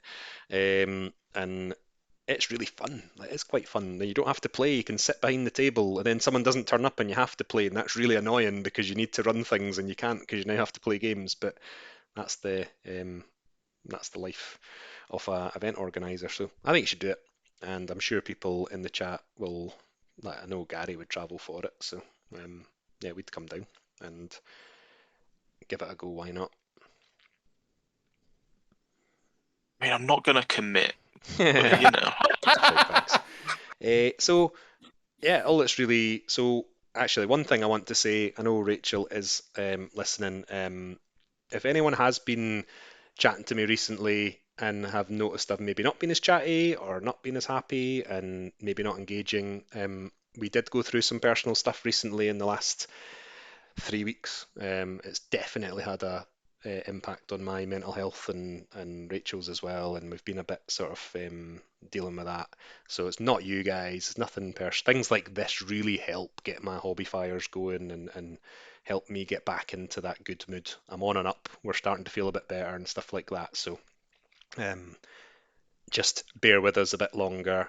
Be the nice supportive people that you guys have been, Finn and Lee. It's always nice, like, sort of having those chats. That was very ad hoc, the one we had about your barbecue, and that keeps me in that good frame of mind. So I guess all my point really there is, if people aren't feeling themselves and they want to have a conversation, I am 100% happy. Anything will be I was going to say anonymous. It won't be anonymous. It'll be kept to me. I do all this for my work. I'm a union person. I can deal with that stuff and keep it to myself. It won't be shared. Mental health's a big thing in the hobby that we don't really deal with very well. That's why I really like when people say things like they're proud of other people, because we are guys predominantly and we're not very good at that side of things, and I think we should be, because like when we see someone who's painted something really cool, which is quite a proud thing. And it is something that we should be better at. And I'm sure, Finn, that's something that you have to do with your kids at the school as well, is trying to be a bit more, break those stigmas. And then sorry to chuck that in as sort of a deep Yeah, sorry. ending, but I think it really matters. Yeah, and I'm proud of you for the events that you've run and putting the podcast together and stuff. You know, it's great. I really enjoy it. This is right, loving. I love all this stuff. Modern men. And to echo Kieran as well, like if anyone wants to, I don't know, doesn't trust Kieran because he's an alpha lead and operative puppet master, then come and speak to me and I'll maybe do something. A creepy Horus. Yeah, maybe run an event. Yeah, but yeah, feel free. Yeah, and that is a genuine offer, and I'm sure Finn is as well. Like I think it matters a lot that we, especially with lockdown and stuff, that we look out for each other. Rachel's probably still listening, but not wanting to say anything. Love you, Rachel. I'm glad we got through the last few weeks and put the kettle on because I'll need a tea. And yeah, I'm going to post the Discord link there. You guys can join. And just a big thank you, Finn and Lee. Like that's brilliant. That's exactly what I hoped this would be. Overrunning is glorious, as I've said, because it's a nice. It's nice to chat to you guys, and you're in the kind of Heresy.Scot family by coming to all the events anyway. So you're only over the border. And if I was almost tempted to try and organise like a Heresy.Scot invasion event, but you've got a better idea now, so you don't need me. And we'll get on the Discord. Okay. I'll have 10 minutes to get a tea, and I'll be on there for a wee bit if people want to have a chat and throw ideas my way. Yeah. Well, thank you for having us as well. Anytime. Yeah, thank you. Yeah, it's been cool being invited on. No. Hopefully at some point in the future you get us back on. Yeah, of course we will. We'll hear all about this event you've got planned. So hold on. See you guys on. Someone's just come in right as I'm saying goodbye. No Honor 3. We're just about to finish up, but I've just posted a Discord link. If there, I'll post that again. You can join on there, and we'll get some more chat. It won't be on Twitch or anything, but we can have a bit of a chat about the hobby or anything, and hopefully see you guys on there shortly. You can say bye now. Thank you very much. See you later, guys. I am a social chameleon. Not a goblin. I'll see you soon.